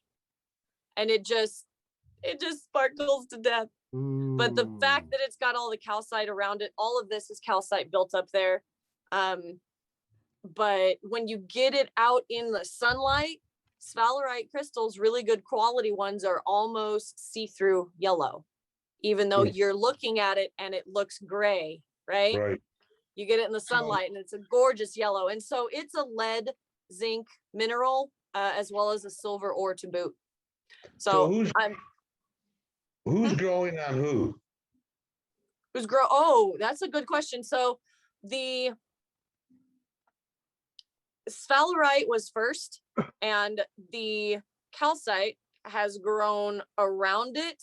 So you get the big rows that's up here, and then you've got a bunch of little calcites that are starting here. And if you could see it very clearly, like the calcite on it is almost square in these places. I don't know if I can fix my light to make it better, but You can kind of see the facets in them. yeah, so it's kind of hard in the camera without having better lighting. But so when you pulled that out, that was still a living rock, right? It was actually still growing? No. So growth stops when it reaches its eutectic point. And so the eutectic point of every mineral is different. Basically, that's its liquid to solid point. So there's a very fine line between liquid and solid, and growth stops. However, if there's another influx of liquid, you can get overgrowth on top of things. And so that's what the calcite comes in. So the calcite there was another intrusion of liquid, which would have been the calcite after the sphalerite had already formed. So no, this had stopped growing, but it was covered in a bunch of clays and you couldn't really see it very well. I was like, well, I hope this is cool. And then I got it home and I was like, oh my gosh. So, I start to nerd out pretty fast, but I nerd out about everything. You're just a nerd. I am a nerd. So this guy right here, this is turquoise, chrysocolla, azurite, and malachite. And so, that's cool. and then the black line is chalcocite. And so I'm hoping again you can kind of see it. But so is that what the black matrix is in the turquoise that I found in the desert? Where the black matrix that you found, it was probably black chalcedony, to be honest, or chert. So you probably found it in black chert. It's actually a harder version of turquoise, and it really polishes up beautifully too. I've got a couple of nice pieces off of it that I was learning to play with rocks. You were doing lapidary stuff? Yeah, a little bit. I did for a little while. Awesome. Yeah. And the red matrix. I found some out there that had red matrix through it. Lots of red veins running through it. And you said this was Nevada, right? Correct.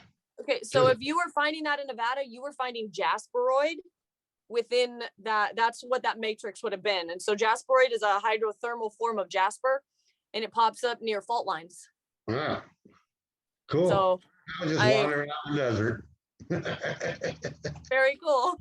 There's a lot of jasperoid out near Ruth, Nevada. It's very cool out there. Found a lot of cool stuff out there. Lots of cool stuff. Darren says more rare than any rock. Is that the one? I know they're a little bit behind, so. No, it would have to be, what rock were they talking about? Yeah, so it's hard saying because there's like a 15-second delay. So. Oh, I'm sorry, guys. That sucks. I don't know that you're going to be able to see this one. Can you see it change color? Get back to my zoom. Oh yeah. The purples and the blues in there. Yeah. So this is turgite, and it's it's basically a leach cap oxide mineral of hematite and goethite. So it's just usually a coating. It's pretty thin, but it's beautiful. And it has coating on top of the rock then. No, it's an oxidation of the minerals inside the rock that have coated in between the joint sets. Gotcha. Okay. But I find it absolutely beautiful. So that's not something you could cut and polish though, is it? No, you could cut it, but you couldn't polish it because it's got like a velvety texture to it. Mhm. But if you cut a piece out and like backed it with something, you can make jewelry out of it. I mean, it's not gonna like rub off or anything. You can like mess with it. It's just an oxidation process. Okay. How about meteorites? You ever find any meteorites? Oh, no, but I do have my metal detector now, so I really want to go find one. In a magnet. Okay, so I'm going to show you guys something that I think is the rarest thing that I have ever found. I haven't found anything like it, and I have not spoken to anybody that has found anything like it either. The hell is it? This Now is a did- mineralized prickly pear cactus. Oh wow! Wow. Was that? And so on the inside of wow. it, you can still see cactus. You probably can't in this video, but there are still thorns in it. And then parts of the cactus that are, I don't know if any of them will come out, like inside of it. But like there's this little fuzzy guy right here Yeah, I see that him. is actually one of the little thorns, and some down there. And there's actual cactus inside. But this is a gypsum selenite replacement of a cactus. So Wow. was that like from? Now, would that be an entry of a cavern that has flowstone or a cave with flowstone? That This was just caused found that? by a mine in the desert. Right Right outside here in the Arizona. mine. So, Wow, so I'm that's curious. awesome. Do you think that those little knobby things on there are actually the thorns that have been calcified? Well, yeah, I know that they are because you can look Oh. inside of it and Oh, you okay. can see each one is a thorn or Oh. was a thorn. Or was a thorn, And then right? on this Well, that's side, awesome. you can actually, oh, I don't know if you can see it. There is a thorn right here. It's sticking out just a little bit. Yeah, and there's another one right there that's just sticking out enough where you can actually see them. Wow. And So it's so, still yeah, no. there. Oh yeah, it's The still thorns are inside. still So there. basically it was a pseudomorph of a cactus. So you don't find this very often. You find a lot of like gypsum and calcite can take the shape of anything. Gypsum, especially since it's a oh my gosh, now I can't even think. Any form of rainwater can bring out the gypsum that is in the ground and it'll precipitate out. And so whatever it's next to, this being the cactus, it'll attach itself to. And so over time, like the way that gypsum roses are formed, Right. they're actually formed fairly rapidly. They dissolve very, very quickly in water as well because they're water soluble. So that's basically, this is basically a gypsum rose, but a cactus. Yeah, how long would that take to form like that? Oh gosh. I'd say a couple 100 years at least. Yeah. Would So Like, that yeah, take as long as like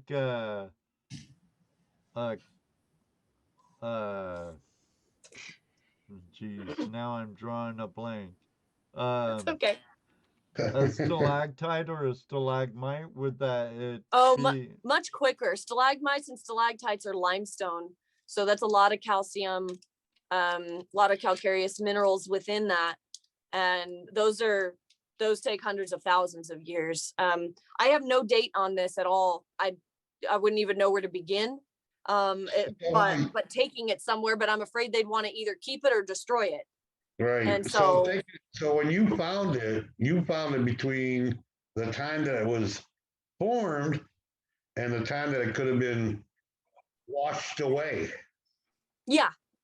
Right. I mean, it's, and then how does it keep from getting? Wow, that's crazy. I don't know. I wish I had answers, better ones.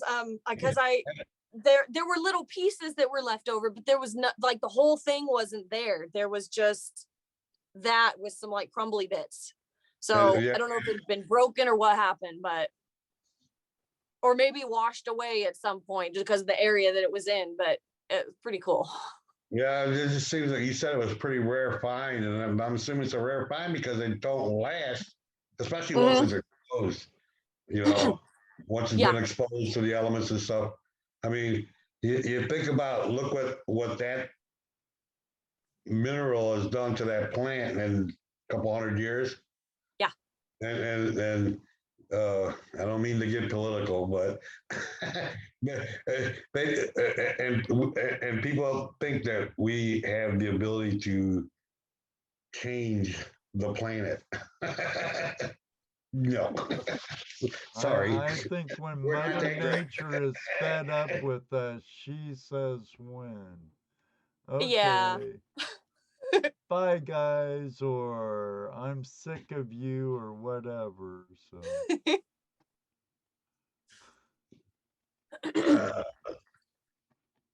So, Yes. I don't know. I'm looking. I'm lost. Come on, Jesse. How about Don't do lightning? How about any lightning tubes of sand?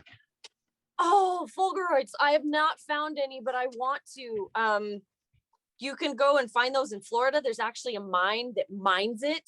And they Really? allow people to go in every now and again. And then there are other places that have them randomly, but I would love to go hunting for those. They'd be awesome. I've seen people recreate them through really what looks like a dangerous process, but it's pretty cool looking.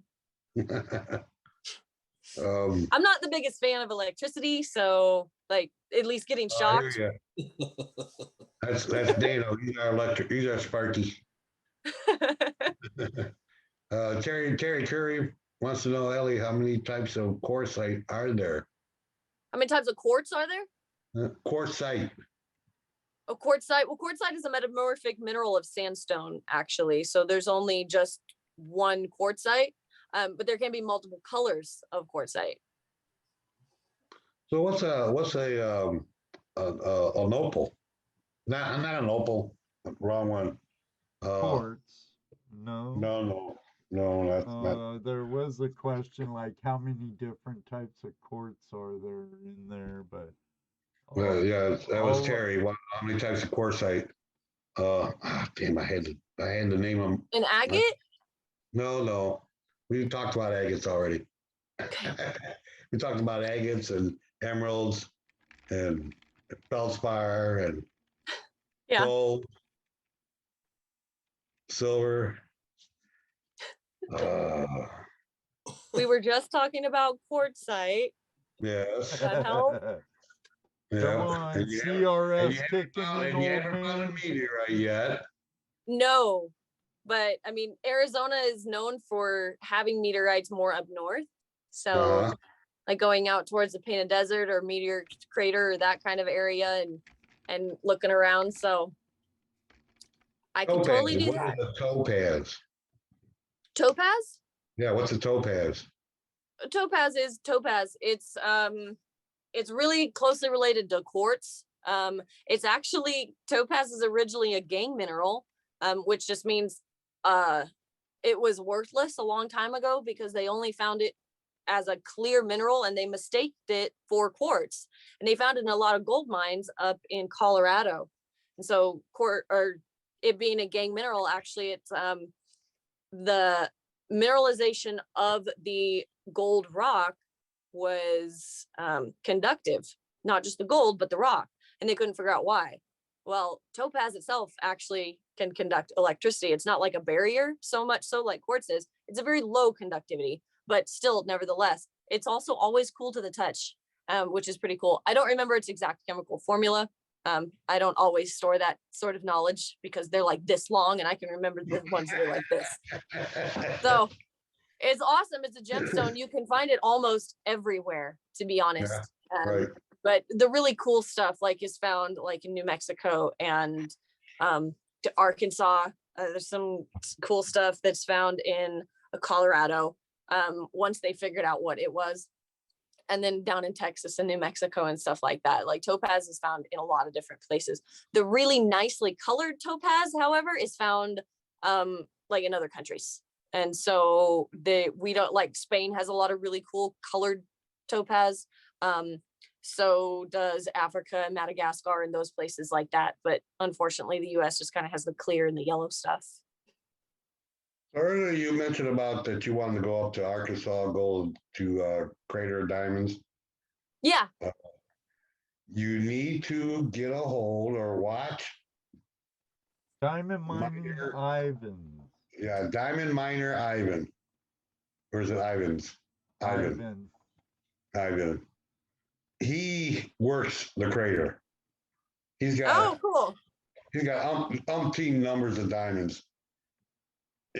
But he works the crater. He's a really nice guy. He's been on a show. Might be Diamond Miner Ivans. Okay. Diamond I Miner can Ivans. find it. Oh, Something like yeah. that. Is it Diamond Miner? Yeah, it is.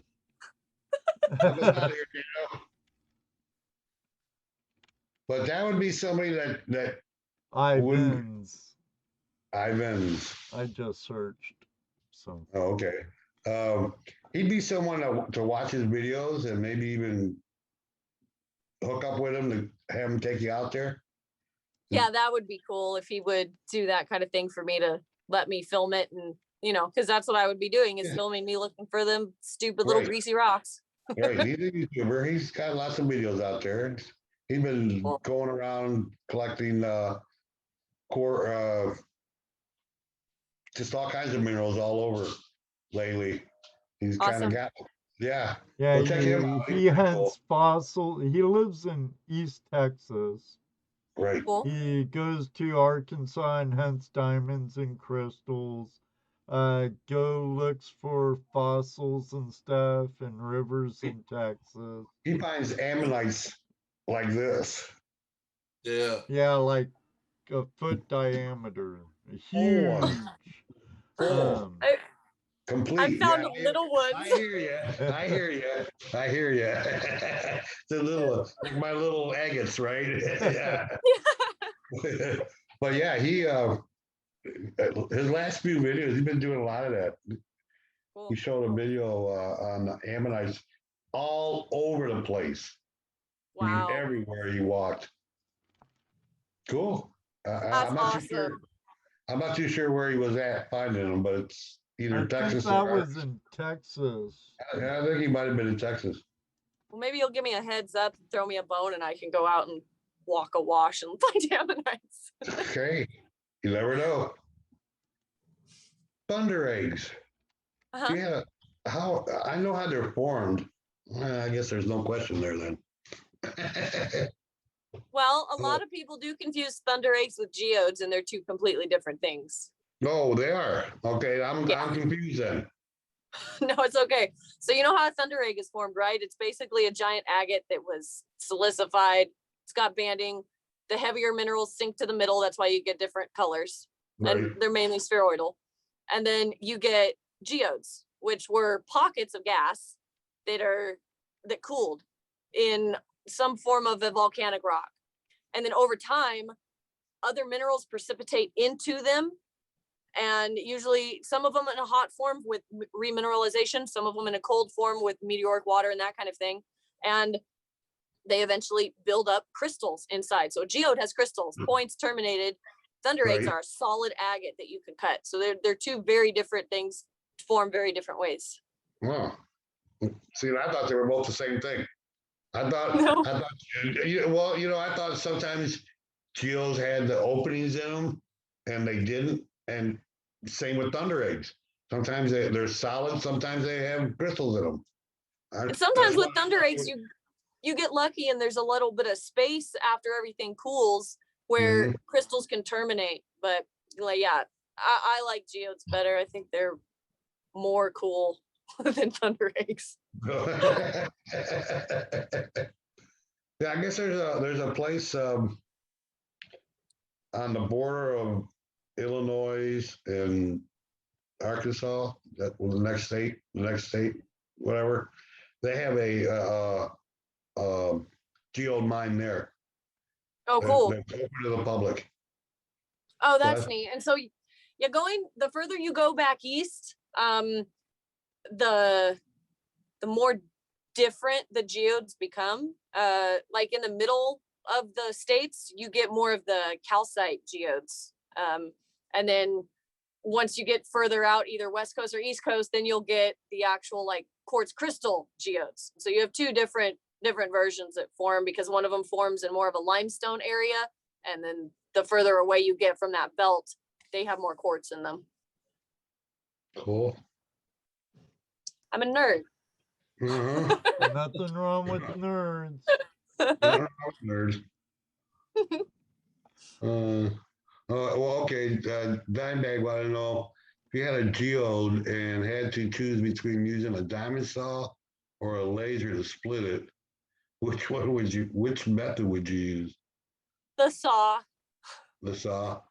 Yeah, the laser would be too, I don't know. I don't think you would get the right kind of cut. Plus, a saw is already going to give you a semi-smooth edge, and then you just have minimal lapidary work if you want to make it really pretty. Wouldn't the laser kind of polish it at the same time because it's melting it, right? I think that a laser would like start to like explode part of it before it actually started to cut it. I don't know. I've never used one. JP wants to know if you got any more rocks to show us. I don't have any more rocks in front of me to show you guys. Okay, that's all. Hey, there's a limited amount of porn, guys. So, you know, appreciate what you get.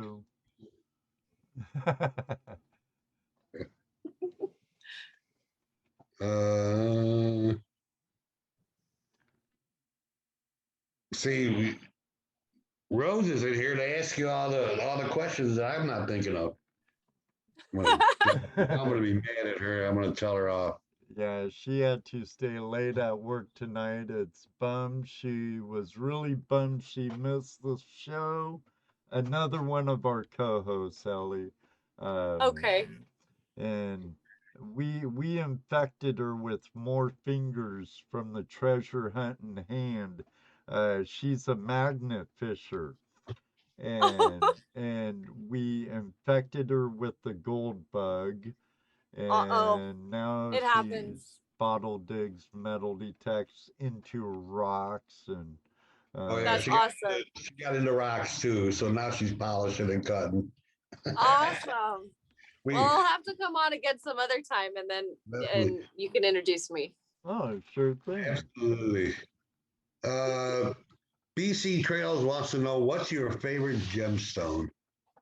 Oh, my favorite gemstone is probably a sapphire for sure. Like the mineral corundum is amazing.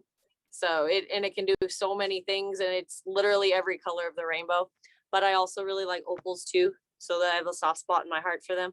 I believe it's the blue sapphire that's my birthstone. Aw. Let me really quick say hi to Nikki B. How are you tonight? And Nikki's gonna be live tonight right after us, which would be her afternoon, I believe. Look who just showed up. She's in Nikki's in Eastern Australia. She's cool. What's up, Jim? You just showed up, Ed. Oh, Jim, a video calling show. Great to see you, brother. A guy we have not seen on YouTube forever. He's greatly missed. So it's good to see you, Jim.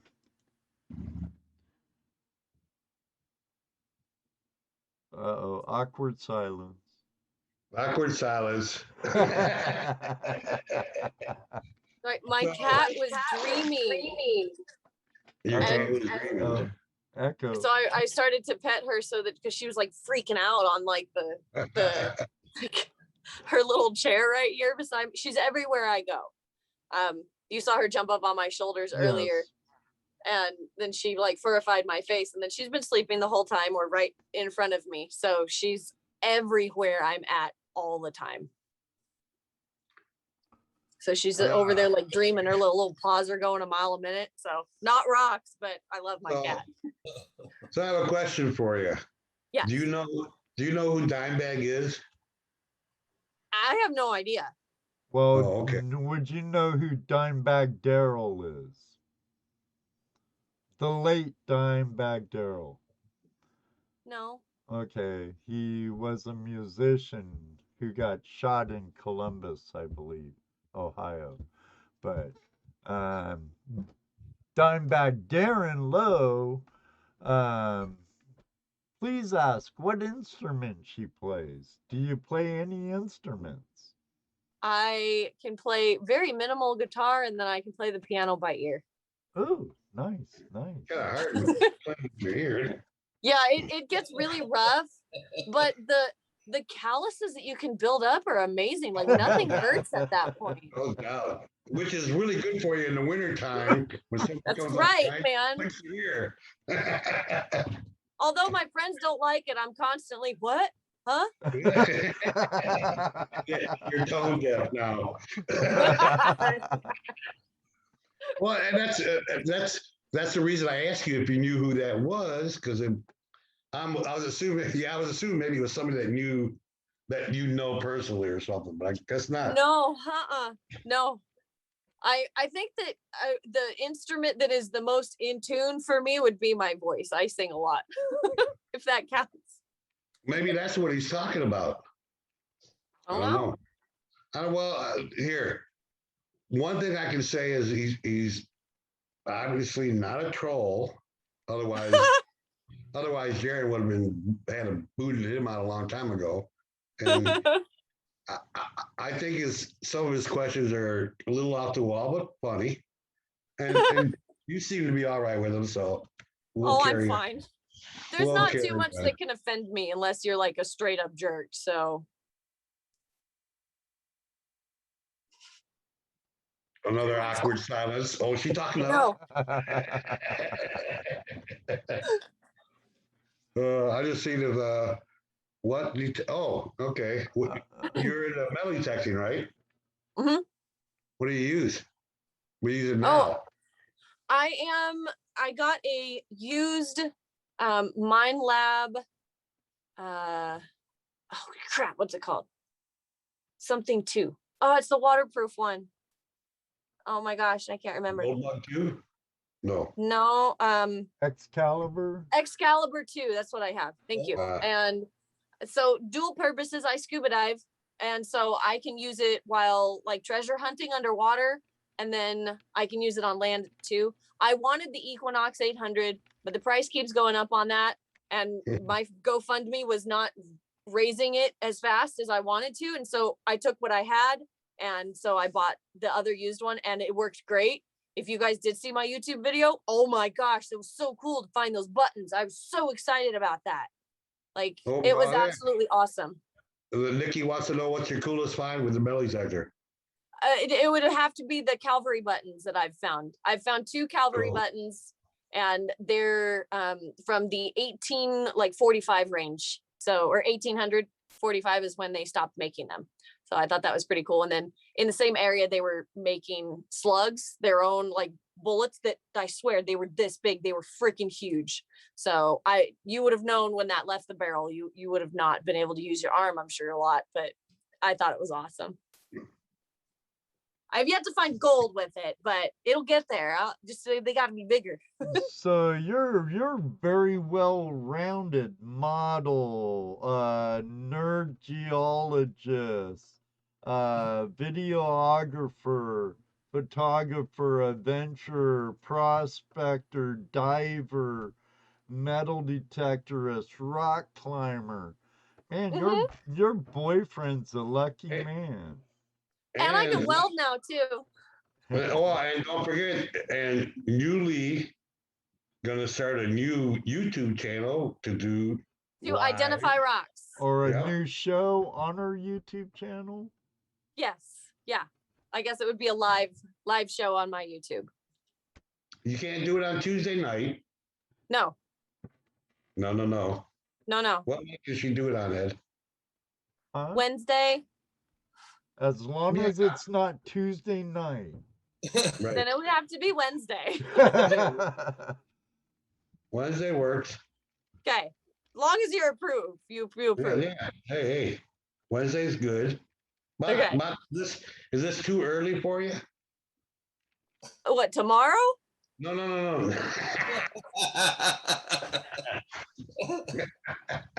The time. Right now. The time of day. Oh, no, actually, it's a good time of day. Okay, good. It's a good time of day for us, too. Okay, cool. Wires getting crossed there. That was great. Now we have some names popping up. John's like Indie Rocks. Ooh. Oh, they're already picking a name for your show. Oh, they are. Oh, that's adorable. I love it. Yes, what did they Terry. say? Sounds like it. Terry Cruz says she's enjoying life, Ed. Great. Jim says welder. Awesome. Yes, my boyfriend's taught me how to weld. I'm not the best, but I am getting better. Word of advice though, don't weld things that are already impregnated with oil. They catch fire. So that was fun. And it's a little scary, but it was all fine. Right. Mr. Lodak says one word, adventurous. Yes. Willie says a Jill of all trades. Yeah, for sure. There's nothing that I can't do. Jaren, I've seen you in 2 or 3 shows at a time, so don't give me that. Oh, him. Yeah, Jaren, I said hello to him at the beginning of the show. He's world's greatest moderator. This guy moderates everywhere. Oh, you awesome. need a good moderator, there's the man. Yep. Sorry, Mr. Lodak. He's like, I already have 2-3 shows on Wednesday. Laugh out loud. Our good friend Jim from Video Call-In Show, MIG, stick, TIG, or all of the above. I was doing TIG welding for brazing, and brazing for the brass that I was doing, and then I was using TIG welding for some angle iron, because I was making a 90, and then I can stick weld, and so those are all of the things right now. Aluminum has been tricky because it has to be so clean. Otherwise, I'm having a good time. Trying not to light myself on fire. So Wayne Nugget Brain Peterson, he says Thursday and Friday there's no other shows. Thursday and Friday. Oh. Thursday and Friday there's no other shows that this community watches for the most part. Yeah, because... Well, what if I don't want you guys to watch? No, it's a joke. It's a joke. You could always boot us off. Yeah, but I think you'll be stuck with the Flash fam. That's the nice thing about this live show. If there's somebody in here we don't like, you just boot them off. So goodbye. Yeah, democracy. So yeah, Thursdays or Fridays, those are cool. There's no other shows. I've been taking notes. Yeah, because and here's why I'm saying that, because a lot of our members in here, our chat members in here, also listen on Wednesday night to a show it's a gold show, GPS. Gold Prospectors Space. Over there. Yeah, Prospectors gotcha. Radio. Right. They start on Wednesday nights. They're West Coast Wednesday at 9 p.m. Eastern Daylight Time, and which would be 6 on the West Coast. Mm-hmm. Our buddy Top Cat has a name suggestion or an idea for the show. Our good buddy Todd from Sacramento. Call the show Purty Rocks with a Z. Purty Rocks. What's up, Todd? What's up, Otis? Mind Seed Thursday. Who's? John Nablet said Mind Seed Thursday. Mind seed. You do plant a lot of seeds for the mind. I like that. And our friend Nikki says, you're a lot like her, but in Yankee form. Of course, she's a Yankee version, She's our wonderful friend from down under. Awesome. She's awesome too. Yeah, she does lapidary work and Oh, cool. wraps stones, and she's Metal quite a effects. dirty. She's the type of dirty gal we like here at Awesome. Flash in Your Pan. You bet. The type of gold digger we like also, you know. So, I'm loving getting into my lapidary stuff. I've never done it before, so it's a new realm with my little angled flat lap. It's been fun though. excellent.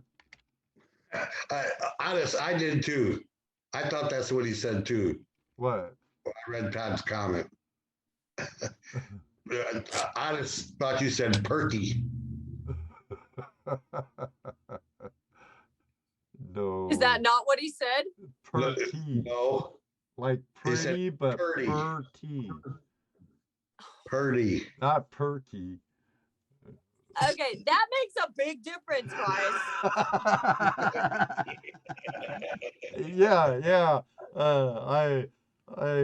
That explains the look on your face when I said that now. Yeah, because I thought for sure you said perky rocks. That's what I thought.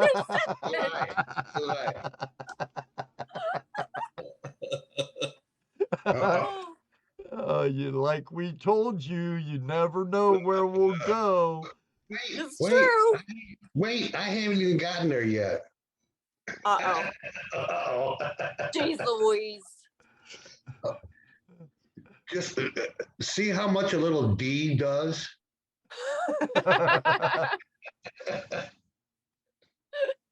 Okay, I quit. I don't know if she's done anything in Indiana, John. Have you found anything good in Indiana? I've never been looking in Indiana. I've never been there for rock hounding.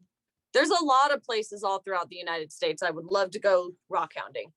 Down in the End Moraines area of Indiana, there's a lot of really cool geodes, but they look like mud to me, like they were formed rolling in front of a glacier, you know, when the glacier's pushing, how sometimes mud will roll up and they form that way. I don't know. I'm not a geologist. I just like rocks. But in Indiana, there is a lot of the ones that are just have a lot of limestone. They're a geode that formed in limestone. And so everything that's precipitating into them is all calcareous minerals. So sometimes you're also going to get a lot of the dirt that's there as well. So they're going to be kind of a dirty color. If you open them, they're going to be kind of rusted, brownish, yellow. They're not going to be as pretty. Yeah. Okay. Yep. Yeah, those are the ones that I thought you guys were talking about. Why isn't it open? You're doing it wrong. I know where that came from. No, you don't. That's I did not take this from a prohibited spot. I hope you did. I wouldn't do that. You should open it though. Why is it closed? I don't know, because it looks like a spaceship, and I like it. Now, let me see. We have a couple here. Has she ever found tourmaline? Oh yes. Yeah, I haven't found watermelon tourmaline. I really want to. I found stuff that was slightly pink, and then I found a lot of black tourmaline. Sweet. I know there's a really famous tourmaline mine in Southern California. Mm-hmm. Yeah, it's east of San Diego. Right, east of Santine. Shoot, I forget that area. It's been so long. That's my native state, Southern California, the OC. So, but this beach bum has lived away from the beach for a very long time. Do you look for fossils? I believe she said yes earlier. But what's your favorite fossil you have found? My favorite fossil is petrified wood. Oh, cool. Cool. as boring as that sounds, but I have found little shark teeth. I've found a lot of bipods. I've found ammonites. But my ammonites that I found were small or smaller. And I found those over in England on the Jurassic Coast. So that was really cool to like bring back like minerals from over there and stuff like that. Get so, a hold of Diamond Miner Ivan. Diamond Miner Ivan. Okay. Those are, I mean, huge, complete. That's insane. That's insane. They're all over. You can see him. He points. He'll be standing on one bank and so, oh, there's a whole bunch of them over there on that bank over there. Oh my gosh, yeah, I want to go do that. Sure enough. I'm gonna tell him y'all sent me so that he doesn't like reject it. Yeah. Tell him the Flash in Your Pan crew sent you, and you can find him on Facebook, I believe Instagram. I don't think he's got his TikTok cherry broke yet, but definitely YouTube, Facebook. I believe Instagram. My friend Don from Washington. Elley, have you ever checked out the rocks in Washington? Not really. I mean, I've been like the Washington-Oregon border, just kind of right in there to look at the geology of the area as far as rock hounding goes. Not so much. Just looking at the general regional geology, which is beautiful. And then of course going up onto the beach and that kind of thing, or very murky ocean. They don't have many agates up there. Believe me, I've looked, but that's about it. In the gorge, like the Columbia River. I've been to the Columbia Gorge. Yeah, the waterfalls over there are really pretty. The gorge itself is just beautiful. So, you know, the rocks over there are amazing. Oh, and you're right, BC Trails. Ellensburg Blues are beautiful and amazing. From Ellensburg, Washington. What's her cat's name, Ed? Is it named after a mineral? My cat? Yeah. No, actually, she's a Savannah cat, and her name is Uziri. It's actually Swahili for beautiful.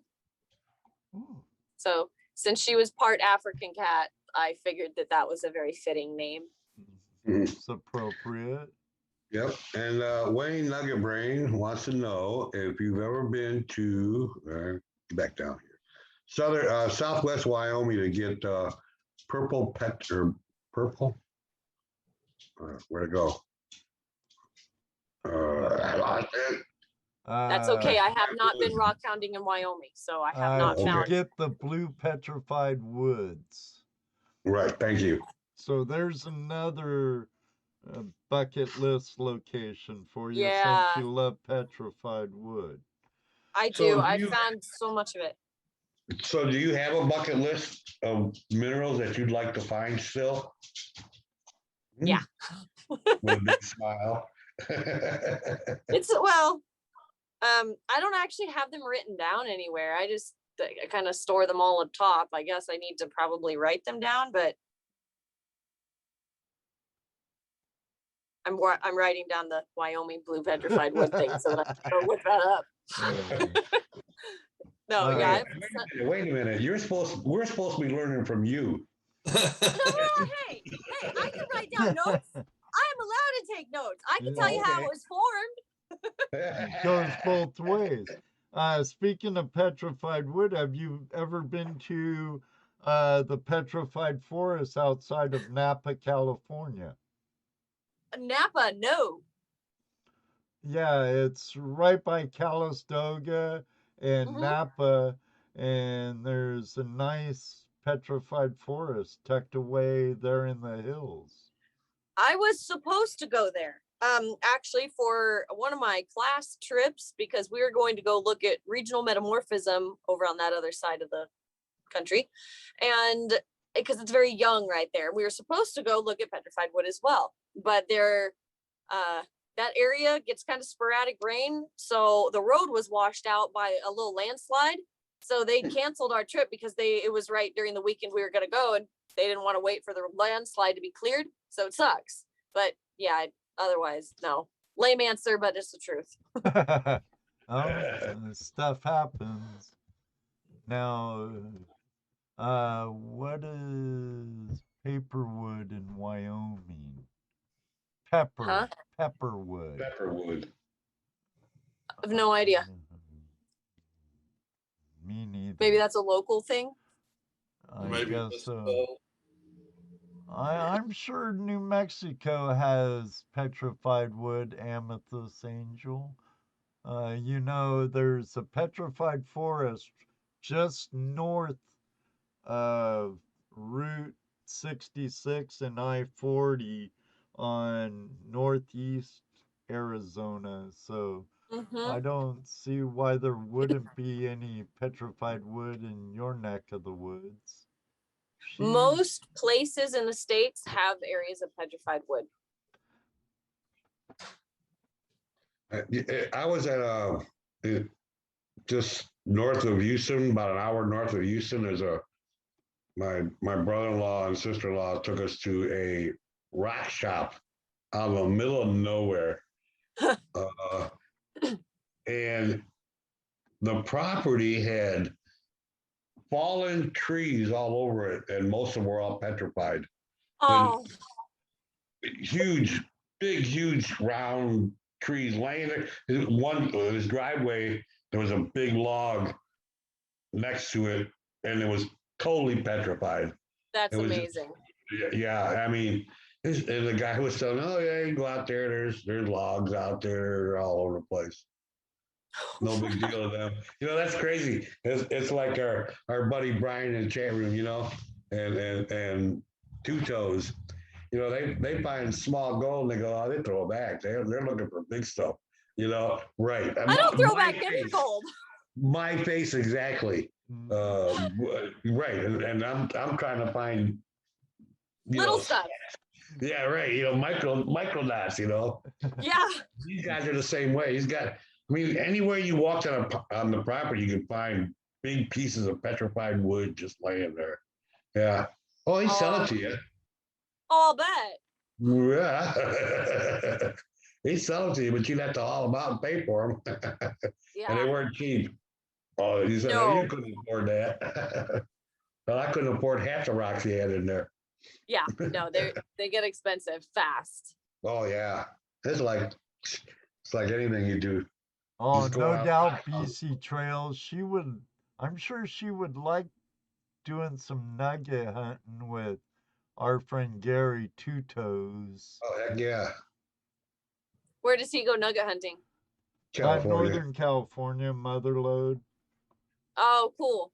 He finds the gold. Yeah, he finds good gold. And our buddy Top Cat in Top Cat Gold Prospecting and Bedrock Bennett, they're all three of them are some nugget slayers.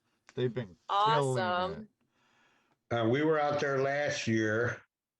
We met up with them. We took our metal detectors, and I literally found my first nuggets ever. Awesome. So cool. Found 3 of them. They weighed almost 4 grams. So that Very was cool. cool. Oh yeah, I was excited. It's so exciting. Yeah. Anytime I get color, I start freaking out, man. So I still brag about it. good. Yes. I should have brought them with me. Wait, are they here? Where are they at? They're not close by. I can't believe they're not close. Oh my goodness, they're right here. Oh, no way.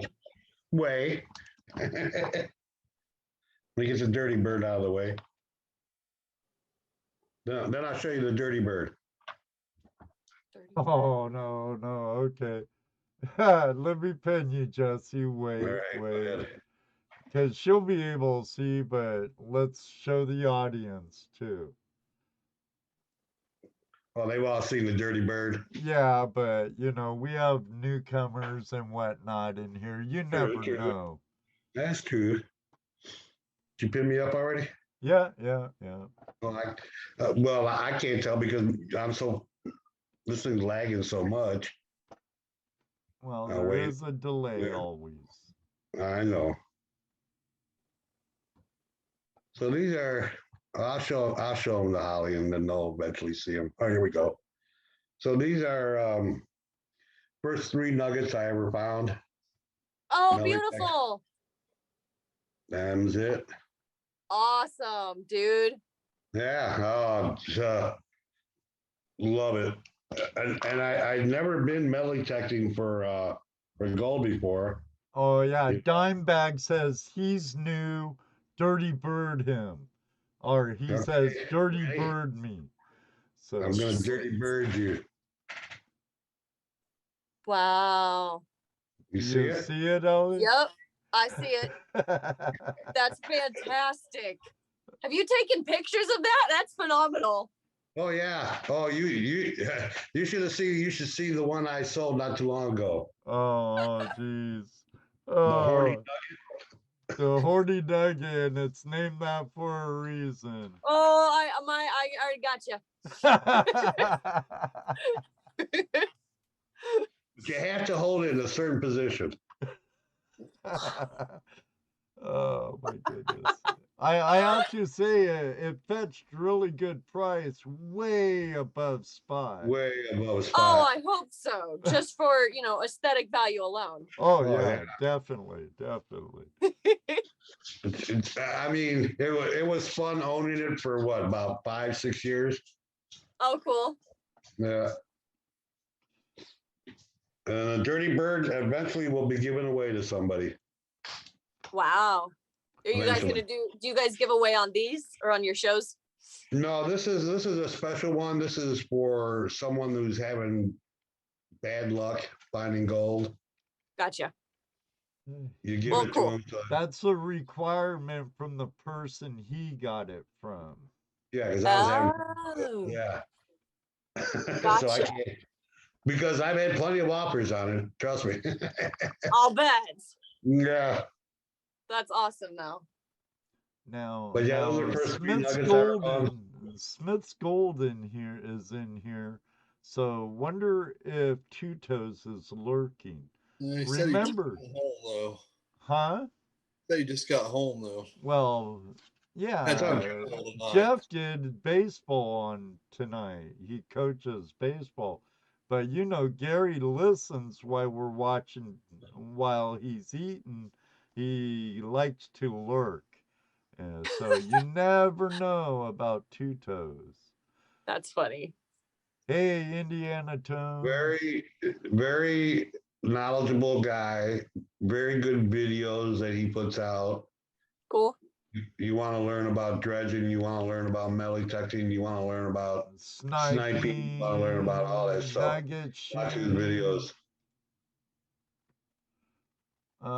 Nikki, see you in a little bit. Nikki's gonna be going live here in about 14 minutes, I think. Oh, dude, we're running overtime. Oh yeah, time flies when you're having fun and a great guest, don't it? Yep. Yes, it does. Yes, it Well, this does. has been really cool, guys. I mean, I appreciate you wanting me on your show for sure, and I hope that people enjoyed it. We appreciate you coming on the show. It's always fun listening to. For me, it's always fun listening to younger people, coming on and talking about their experiences, where they're going, those kinds of things. Because I'm kind of old. You can tell it. It's just a state of mind. You're right. My mind is not there, but my body is. Okay. His body definitely is. You should have seen him hike in the Sierras. He was a trooper. But I have to say, Elley, he was a trooper. He did it. It took him a while, but he did it. He did Good job. Anyways, yes, what I was talking about. It's just always cool to meet younger people that are into this and are not into video games and that kind of stuff. Outdoors. That's why we push the Flash crew here. We push getting kids out there. We push you know, teaching the kids. And I think if everybody were to do that, even if it's just once in a while, take, you know, I'm not going Nope. to say grab a kid off the street, take it with you, but you know, No. no, you know, unless you got candy, no, but you know what I mean. You know, just You got to plant the seeds. You have to plant seeds, and exactly plant the seed. yeah, Water them, let them yeah. grow. Mhm. And so I'm really thrilled for my much younger audience, you know, like the 6 to 10-year-olds that Mhm. really love what I do, which is great. And I hope that I can be inspiring and that kind of a thing. And so it's encouraging to know that you make even a small difference in what you do. And so that the impacts that you have kind of cascade. And I really love that effect. Jeez, my cat just scared herself, so she scared me. You Where am okay? I? Yeah, she woke up from a dream. You okay? Freaking out? Sorry. Anyway, so to that point though, yeah, I'm really grateful for those people that support me and want to, you know, watch what I'm doing. And just, you know, it doesn't take much to support a creative. You know, you like what they're doing, you follow them, you Right. interact with what they're doing, and that is the support that, you know, makes it cool and makes us want to keep Absolutely. doing what we do. Absolutely. So And like, you know, Ed talks about this a lot. YouTube is going the way of live a lot more. yeah, You know, if you want, if you're going to be anymore, if you're going to be a really viable YouTuber, live is a good place to go. It doesn't, Yeah. doesn't necessarily mean you're going to grow big. Yeah. You know, doesn't mean you won't either. But yeah, I think a live show would be fun. You know. Oh, I'm fully going to develop this. Believe me. Cool. I love it. I can't wait to watch your first show. Awesome. I'll go out in the yard and dig me up a rock and bring it into you. There you go. There you go. Hey, check this out. We went we went to do a painting demonstration for a bunch of Cub Scouts and Boy Scouts, right, in Indiana. We didn't set this up; somebody else did. But you know, we'll go there and help out. Well, he told them to bring some material from your backyard, from your creek, from somewhere around your area. Bring. They were bringing in stuff from the garden. Oh Rocks and mulch and Oh dirt. yeah, Remember that? oh yeah. When it was, I mean, I yardscaping, mean, it was a cool idea. yardscaping cobbles, Yeah. literally buckets of topsoil. yeah, they Not didn't get the memo topsoil, there. but mulch. But this Right. one One kid kid. brought in some good gravels from a creek from his yard, and he even had an arrowhead in the gravels and gold. We're like, hey, gold. where's your property at? Yeah. Can we get Sign me up, permission? I'll go look. Right. Oh, yeah. Oh man, that's awesome. I love finding arrowheads. I think they're phenomenal. So that's So pretty yeah, cool. I love finding nuggets, Ellie, but personally, when I find an arrowhead, it's just as good as finding a nice sized piece of gold. Same. Yeah. I I wig out. I love it. So there's I like finding arrowheads too, but what also I also like the modern stuff. The guys that are napping. Oh, the knives. yeah. nappers. Yeah, Yep. definitely. Yeah, Yes. they're phenomenal. The stuff they Yeah. can create, it's awesome. It's funny too because the community, they'll have a group of guys that go, the natives wouldn't use that. They wouldn't use copper bobbers and they wouldn't use this type of tool and they wouldn't, you know, I always chime in, well, if they had it, they would use it. Right. Yeah, they used what they had at the time. That's Right. Just because they didn't use it doesn't mean they wouldn't. You know? Exactly. But yeah, I buy from some of these guys, and I've got some donations from them, knives and mostly knives. Awesome. Yeah, so it's really cool. That's But really cool. again, it's been nice having you on tonight. Thank you. Definitely. You this is took how I us leave a party, 25 too. minutes into overtime, Ellie, and Oh, I'm sorry. oh, don't be sorry. We would have ended it a long time ago if we weren't having such a good time. Oh, well, thank you. I appreciate that. Listening to your adventures and gleaning from your knowledge. It's been great. You're And so welcome. the crowd, our audience, our Flash fam, they're loving it. Awesome. Well, cool. I'm glad I got to meet them virtually, and so I hope they check out what I'm doing and what I've been doing. So Well, I've been posting your website. I've been posting your Instagram. I've been posting thank you. your YouTube channel and your Thank you. TikTok. So Awesome. please visit, subscribe, follow, share. You betcha. All the stuff. All that stuff.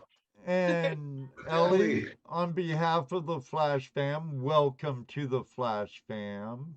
Oh, thank you. And hopefully some nights we'll see you in the chat room hanging out. Yeah.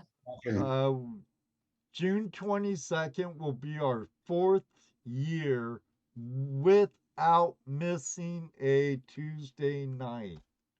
Oh my gosh. Ask these guys. I'm a tickler about the show must go on. Christmas, New Year's, sick, whatever. The show must go on. Well, I'll tell you what, awesome. Ellie. Yes.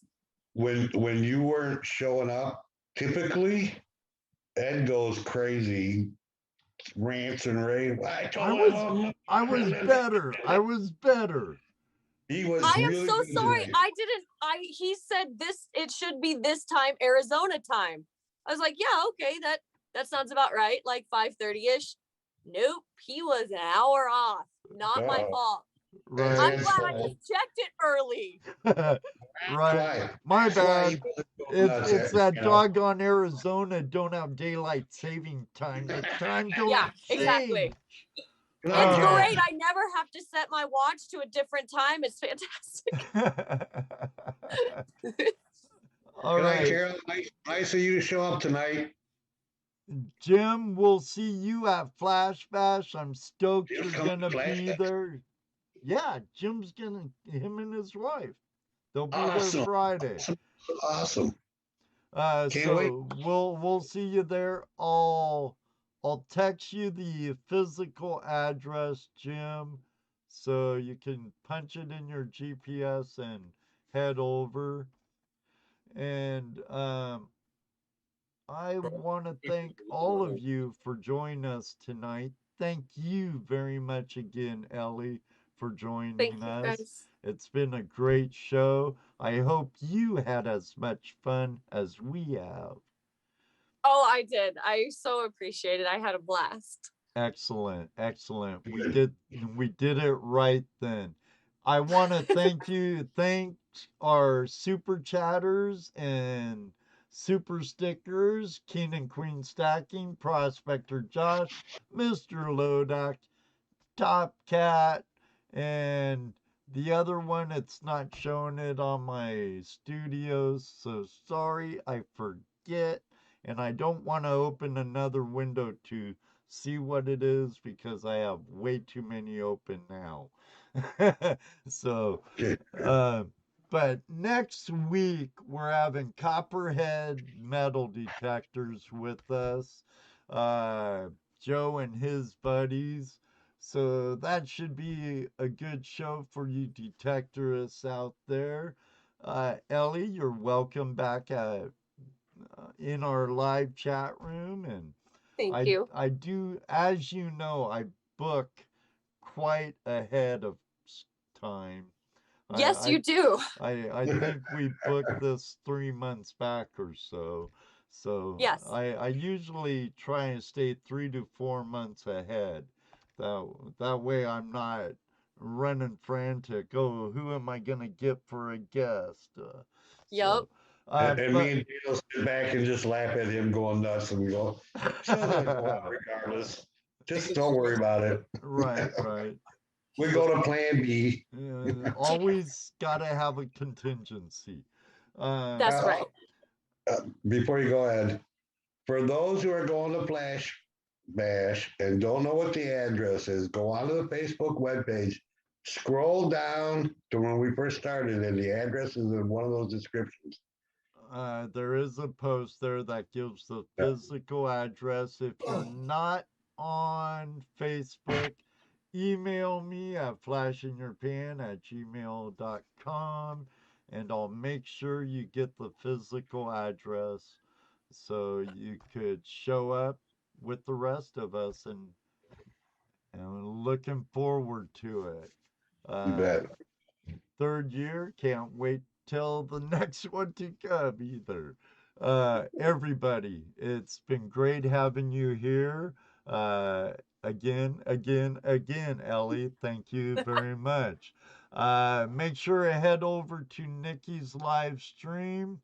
I believe GoPro Unlimited has put Ellie's YouTube channel in there.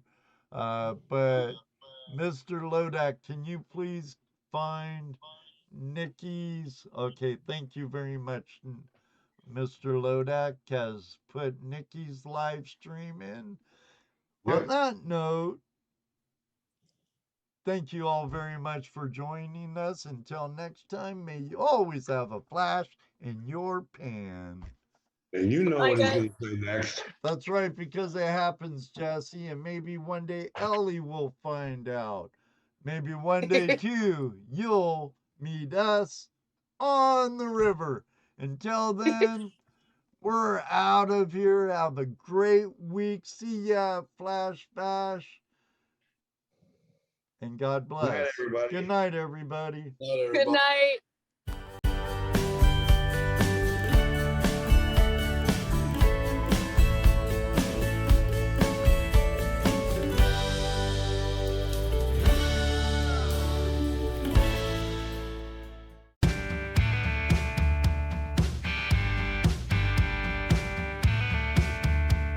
Another story told, another tale in gold. From the creek beds deep to the mountain cold.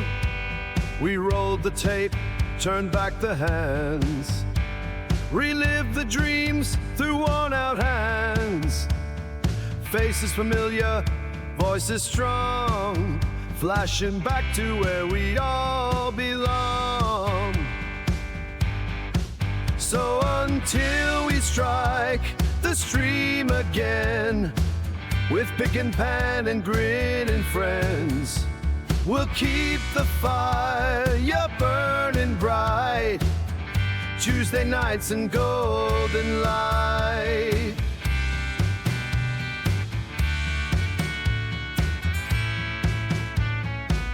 YouTube's glow, that warm replay. Legends live another day. Flash in your pan, it never fades. Echoes of gold in the past we made. The guess, the laughs, the claims stay truth. The hunt for gold, the wild old roots. Time may pass, but this we know. History's got that golden glow. So raise a glass to memories dredged up from their flashback streams. We'll be back, just wait and see. On Tuesday night, Hangout, live history.